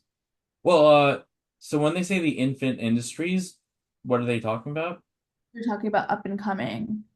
Uh-huh. And in the context of this paragraph, those are the companies that are doing R&D, right? Mhm. Like what does R&D stand for? R&D, it's research and I can't remember what the D stands for. Uh-huh. Development. Development, yes. And so wouldn't that go hand in hand with innovation? If you innovate, you're making like a new thing, right? Yeah. And so, So mhm. so a high tech company would be correlated with that research and that developing, so they should be protected, is basically what paragraph 6 is saying. But to continue on, strategic trade policy will encourage countries to compete with each other. That's not necessarily mentioned in paragraph 6. It's more so focused on countries are mentioned in terms of like Americans and Europeans wanting protection. So this would be wrong. Uh-huh. Yeah, and countries competing with each other would be like more localized to like paragraph 5. Yeah. And then a country can manipulate trade to benefit its own companies.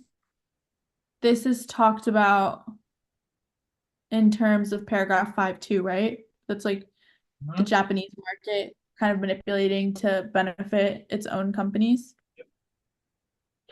Some kinds of businesses have firms that are able to manipulate market prices. This isn't necessarily mentioned. Isn't this wrong? Because this is all about government intervention and this is talking about businesses having the ability to manipulate the markets. This goes against what the passage is saying overall. Yeah, I don't think they say that anywhere, yeah. But yeah, good job. So for this one, I you first I guess saw it as uh main idea question, but I think that the thing to do that we had to do here was remember how I was saying like to be able to put things in different words, like to Yeah. equate like innovative with like the R&D. Mhm. So that could be one way. Another way would be if you just show that passage again, Mhm. like the passage on the left, Yes. like the actual passage. Yeah. So I have that here. Oh, I thought it was just on the left. Oh, okay. Yep, that's fine. Oh, I thought you meant this one. Yeah. So in the past, so they do say the innovation thing here. Mhm. So so yeah, like it's so like the reason I didn't put it in the map is because in my head I associated with innovation with research and development. Um, Mhm. but if you yeah, so if you didn't make that connection like from here, then you would have probably like wrote something about innovation in your map or Mhm. maybe go back for that one. But so that's pretty much what we do. And yeah, what are your thoughts on this? So I think I need a lot of practice, but it definitely is clicking in terms of perspective on how to handle Mhm. the cars passage. I'm just wondering on actual test day, am I going to be doing this too? But I'm guessing at that point I'll probably be way faster at it, or Yeah. So it's like essentially, Accurate. yeah. So essentially, you're going to be practicing this so much that it's almost like, okay, so like what we're doing here is like we read it was sentence by sentence and we understand every sentence essentially that we read. So we're never going to be doing any rereading. Um, Mhm. and after reading like, the paragraph, and then we write down what we write for in the map for our paragraph, that Mhm. gives us a chance to like organize our thoughts, Mhm. and then we write down what those thoughts are. Um, Yeah. keep continuing doing that. So with enough practice, you can get to the point where, so like with me, like if I were to do this passage, like once I write like P1, I start with, let's say, like, you know, like too small. And by the time I write the word too small, like in my head, I already kind of internalized what I was gonna write. Uh, Yeah. that makes sense. So you can get to the point where, with enough practice and stuff, in the process of writing it down, you already kind of organize it in your head or organized it in your head. So yeah. Mhm. So, and also we might learn how to do that with highlighting itself, but yeah, for the most part, yeah, you'll just get better and faster with Mhm. this. But yeah, you did really well for this. You showed me that you were able to really kind of tell these subtle differences, and you were able to put things in your own words a lot. Mhm. And yeah, so yeah, Okay, um, awesome. it'll just be a lot of practice. Yeah. Mhm. And then my final question, I forgot to ask you earlier, for the Anki decks, am I going to be making my own decks and only using those, or are there also pre-made decks that you want me to use too? Yeah, which have you been using any pre-med decks? I Pre-med? have one that I found online from when I first took the MCAT that correlates with all the Kaplan chapters that I read. Huh? But that one has those like decks are huge, so I can go through those. But The Miles Down deck? I've used Miles Down too. Yeah, did you not like it or something? I just feel like I memorized it all and then I didn't know how to apply it. Yep. So yeah, that's what we're gonna be using Anki for. Like applying it will be when we do all the questions and all that stuff. Yeah.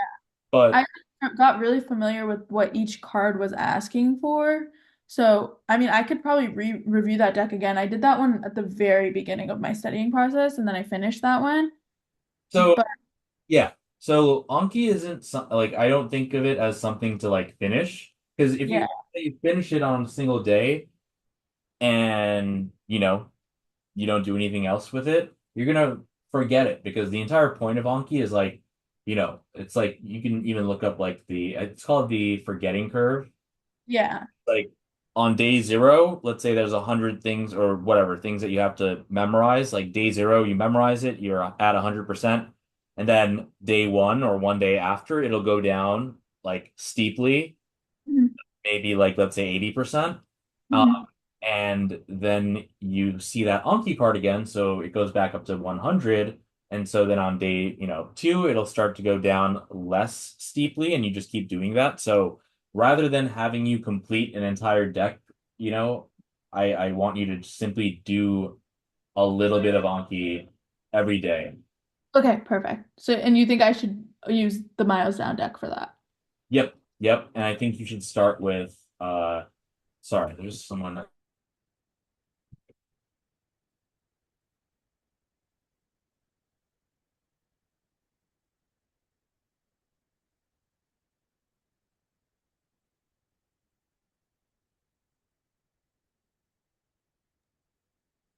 So yeah, so I would say to use it, yeah, get the Miles Down deck and do like the essential equations deck, the biochem deck. Or actually, let's just do it normally. The way that the things appear. Mhm. And once we kind of see uh your results from the Jack Weston content diagnostic, then we can probably have a better idea of like which specific things to focus on. But yeah, just think of it as something that you just do 45 minutes to an hour a day. Uh, Uh-huh. that's how you're gonna make the most use of Anki. Yeah. Perfect. Sounds good. Awesome. So for today, we did, oh, we had a pretty long session, like 2 hours. Yeah.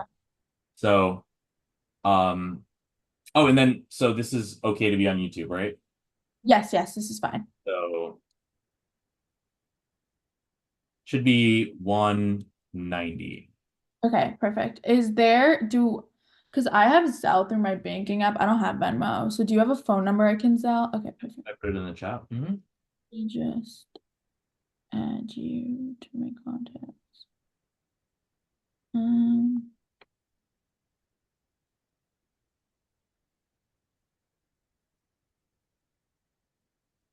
okay.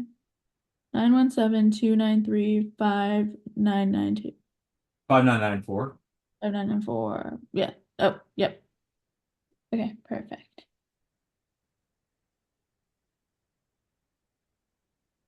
And then I'll sell you.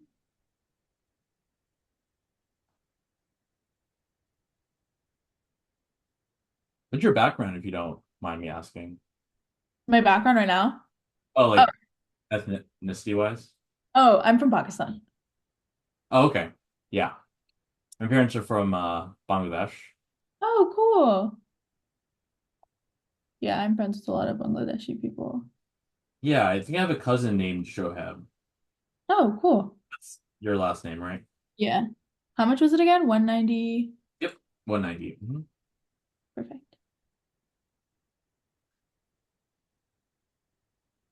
Perfect. I just sent it. Sorry, it made me verify it.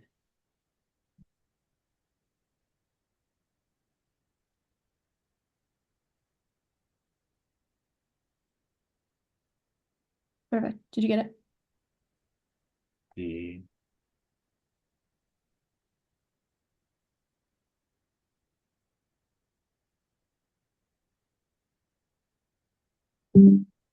Yep, I got it. All right, perfect. Thank you so much. Awesome. So I'm seeing you next. I have it down. Yeah, Monday. Yeah, perfect. Okay, awesome. Yep. So as you practice cars, try doing it the way that we did it. Uh-huh. I will see you on Monday the 14th, okay? Perfect. Thank you. Take care. Nice meeting you. And